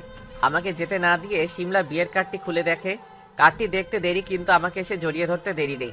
কি এমন ছিল কার্ডে? আমি বলি, এটা আমার আর শিমলার বিয়ের কার্ড। শিমলা এইভাবে কতক্ষণ জড়িয়ে ধরেছিল আমার জানা নেই। এবার তো ছেড়ে দাও। না, তোমাকে আমি আর ছাড়তেছি না। তোমাকে ছেড়ে দিলেই আবার ফাজলামো শুরু করে দেবে। জানো, তোমার এমন ব্যবহারের জন্য আমি কতটা কষ্ট পেয়েছি। আমি জানি তো আমার বাবুটা আমাকে কতটা ভালোবাসে। ঠং। আচ্ছা, তুমি আমাকে সবকিছু খুলে বলো তো, কিভাবে এই পর্যায়ে, মানে সবকিছু? এখনই বলা লাগবে? এরপর শিমলার বিছানায় গিয়ে বসে পড়লো, আর আমি শিমলার কোলে মাথা রেখে সবকিছু বলতে শুরু করলাম। সবকিছু খুলে বললাম, প্রথম থেকে শেষ পর্যন্ত। আপনারা তো সব জানেন, তাই আর উল্লেখ করলাম না। সবচেয়ে খারাপ লাগতেছে মারিয়ার জন্য। আমারও। আচ্ছা, মারিয়া যদি বেঁচে থাকতো তাহলে কি ওকে দ্বিতীয় বউ হতে দিতে? দিতাম, কারণ তোমার কথা অনুযায়ী সে তোমাকে তার সবটুকু দিয়ে ভালোবাসে। আমার কোনো সমস্যা ছিল না। এই কথাটা শোনার পরে শিমলার প্রতি আমার ভালোবাসা আরো বেড়ে গেল। যাই হোক, এই প্রসঙ্গে না গিয়ে অন্য প্রসঙ্গে যাই। কোন প্রসঙ্গে? মানে একটু আগে যে অসম্পূর্ণ কাজটি রয়ে গেছে সেটা করে ফেলি। এরপর আমি শিমলার কোল থেকে উঠে যখন শিমলাকে আমার কাছে টেনে আনবো, তখনই শিমলা দৌড়ে ভেগে গেল। বাকি কাজ বিয়ের পরে ইচ্ছা মতো করব। এখন আমি আমার শাশুড়ি আম্মুর কাছে যাই। এইটা বলে পালিয়ে গেল। ধুর, এইভাবে পূর্ণতা পেল শ্রাবণ আর শিমলার প্রেম কাহিনী। আমাদের বিয়ের 1 মাস পরে হঠাৎ একদিন জান্নাত আমার রুমে এলো। তখন মাত্র বিকাল 4টা বাজে। জান্নাত এই সময়ে আমার রুমে সচরাচর আসে না, হয়তো কোনো দরকারের জন্য এসেছে। তাই আমি আপুকে জিজ্ঞেস করলাম, আপু কিছু বলবি? ভাই, একটা কথা ছিল। বল। ভাইয়া, মনে আছে তুই আমাকে একটা কথা দিয়েছিলি যে আমি যা চাইবো তুই আমাকে তাই দিবি? বলেছিলাম। তাহলে বল, তোর কি লাগবে? ভাইয়া, আমি একজনকে ভালোবাসি আর তাকেই বিয়ে করতে চাই। জান্নাতের মুখের দিকে তাকিয়ে দেখি মাথা নিচু করে আমার সামনে দাঁড়িয়ে আছে। হয়তো একটু ভয় আছে, তাই আমি ওকে বললাম, ভালোবাসিস সেটা তো ভালো কথা, এতে এত ভয়ের কি আছে? ছেলেটাকে নাম ঠিকানা বল, আমি খোঁজ খবর দিয়ে দেখি। আমার এই কথা শুনে জান্নাতের মুখে হাসি ফুটে উঠল। ভাইয়া, ছেলেটাকে তুই খুব ভালো করেই চিনিস। কার কথা বলতেছিস? ভাইয়া, নাজমুল। আমার আগে সন্দেহ হয়েছিল এই বেটা নাজবুল শেষে কিনা আমার বোনকেই পটায় নিল। আমার সহকারী নাজবুল। আচ্ছা, তুই আগে তোর লেখাপড়া শেষ কর, তারপরে আমি নিজে দাঁড়িয়ে থেকে তোদের বিয়ে দিব। তুই রাজি? ভাইয়া, খুব রাজি। তুই আমার সবচেয়ে বেস্ট ভাইয়া। হয়েছে, এইবার নিজের রুমে গিয়ে পড়াশোনা কর। ওকে ভাইয়া। এরপর আমি একদিন নাজবুলকে গিয়ে সবটা জিজ্ঞেস করি, কিন্তু নাজবুল তো আমার কথা শুনে পুরাই চুপসে গেছে। ওর সাথে কিছু সময় মজা করে আমি বলে দেই যে তাদের বিয়েতে আমার কোনো আপত্তি নেই। ব্যাস, সবকিছু ক্লিয়ার হয়ে গেল। এরপর আমার কথা অনুযায়ী পারিবারিকভাবেই জান্নাত আর নাজমুলের বিয়ে দিয়ে দেই। দুই পরিবার খুব খুশি হয়। 3 বছর পরে শিমলার কোলে আলো করে তাদের একটা মেয়ে সন্তান জন্ম হয়। এখনো তাদের মেয়ের বয়স 1 বছর মাত্র। আর সবচেয়ে মজার ব্যাপার হচ্ছে তাদের একমাত্র মেয়ের নাম তারা রেখেছে মারিয়া। শিমলা নিজেই এই নাম দিয়েছে মেয়ের। মারিয়া মৃত কথা ভেবেই শ্রাবণ শিমলা তাদের মেয়ের নাম মারিয়া রাখে। এখনো মাঝে মাঝে মারিয়ার কথা মনে পড়লে শ্রাবণের মন খারাপ হয়, কিন্তু শিমলা এসেই তার মন ভালো করে দেয়। পরিশেষে খুব সুন্দরভাবে জীবন কাটছে শ্রাবণ ও তার পরিবার। এভাবে চলতে থাকে তাদের খুনসুটির দিন। কিন্তু হঠাৎ করে একদিন সমাপ্ত। তো বন্ধুরা, এতদিন যাবৎ আমাদের চ্যানেলের সাথে থাকার জন্য অসংখ্য ধন্যবাদ। তবে হ্যাঁ, কি ভেবেছেন গল্প এখানেই শেষ? অবশ্যই না, খুব তাড়াতাড়ি সিজন 3 নিয়ে আসতেছি। সেই পর্যন্ত সবাই আমাদের সাথে থাকবেন। আর হ্যাঁ, যারা এখনও আমাদের চ্যানেলটিকে সাবস্ক্রাইব করেননি তারা অবশ্যই আমাদের চ্যানেলটিকে সাবস্ক্রাইব করে নেবেন। সেই সাথে যারা আমাদের পেজের সাথে অ্যাড হতে চান, ডিসক্রিপশনে লিঙ্ক দেওয়া আছে, আমাদের পেজে অ্যাড হয়ে নেবেন। আমাদের সাথে সরাসরি কথা বলতে চাইলে আমাদের পেজে অথবা হোয়াটসঅ্যাপ নম্বরে আমাদের সাথে কন্ট্যাক্ট করতে পারেন। তো বন্ধুরা, দেখা হচ্ছে খুব শীঘ্রই সিজন 3-তে। সেই পর্যন্ত সবাই ভালো থাকো, সুস্থ থাকো, আমাদের প্রিয় স্বপ্ন চ্যানেলের সাথেই থাকো। আর হ্যাঁ, যারা অলরেডি সাবস্ক্রাইব করে পাশে আছো তাদেরকে অসংখ্য ধন্যবাদ।